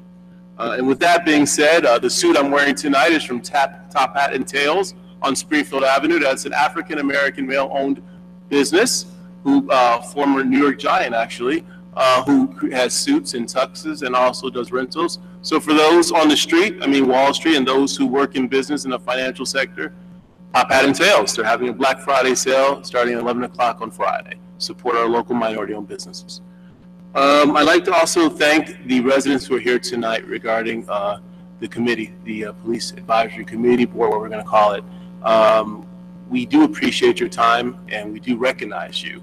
I know that there's a lot to discuss, and this may not be the exact format because we really need time to roll up our sleeves and talk about these issues. They're very important to my colleagues and to myself, and the work and effort that you put in has been evidenced through the months since the unfortunate incident is evident and clear to me. So I want to thank you, recognize you, and Ms. Serger, I agree with you. We need to move some mountains again. So let's work diligently and collectively to do exactly that. That's my report, Mr. Mayor. Thank you. Thank you. So I have three things. Today we met with representatives of different schools, the PTAs of different schools and the President's Council on traffic enforcement and some steps we're taking at different schools around town. I want to announce that starting on Monday, December 4th, there will be new traffic patterns at Tuscan School. Though the road will be closed at Valley. People will not be able to come up Valley roughly between 8 a.m. and 9 a.m. and in the afternoon. And then at the middle school, there will be roads closed in front of the school and to the side of the school. And all this will occur on beginning on Monday, December 4th. And we'll be working with the schools to get the information out to the parents. And we have some other things that we're doing, but those are the most dramatic and the things that will be initiated relatively soon. As mentioned before, last meeting we passed the temporary protection status resolution in support. We heard now that people who have Haitians who have temporary protected status must leave in 18 months. There are a number of people in this area. This metropolitan area is the second largest Haitian population in the country after the Miami area. And we have been asked to contact Representative Payne and Senators Booker and Menendez, and I just want to make sure we're all on board in doing that. I assume we are. Absolutely. Okay, so I will do that on behalf of the Township Committee. Thank you. And the last thing I want to mention is that I guess over a year ago, we denied the renewal of the Highland Place liquor license. That is going to be before us again, the request. On Monday, we are going to be having a lease signing ceremony of, there's a restaurant in town that's going to open an additional restaurant at Highland Place, and they're going to be signing a lease on Monday. So I'm sure we'll get a request from their attorney to restore that liquor license. So stay tuned. Maybe it'll happen before the end of the year or just in 2018. I have a question about Good that. news. Is it just a signed lease that we need to have? Because he had a signed lease before. No, he didn't. No, He didn't have a lease. He did not have a lease. No. Never had a lease. What I said to the lawyer was, as a condition preceding to you even considering it, right, there would be a signed lease. But the signed lease is not compelling you to do anything. Right. I simply said to him that would give I would bring it to you, and then you decide how you want to do it. There was no lease. There was no before. lease. There was when no they lease. started gutting it last time. Okay. That's why I was clarifying. Yeah. And the last thing is just happy Thanksgiving to everyone, and we get a motion to adjourn. So moved. Second. All in favor? Aye. Thank you very much. We'll see you December 5th.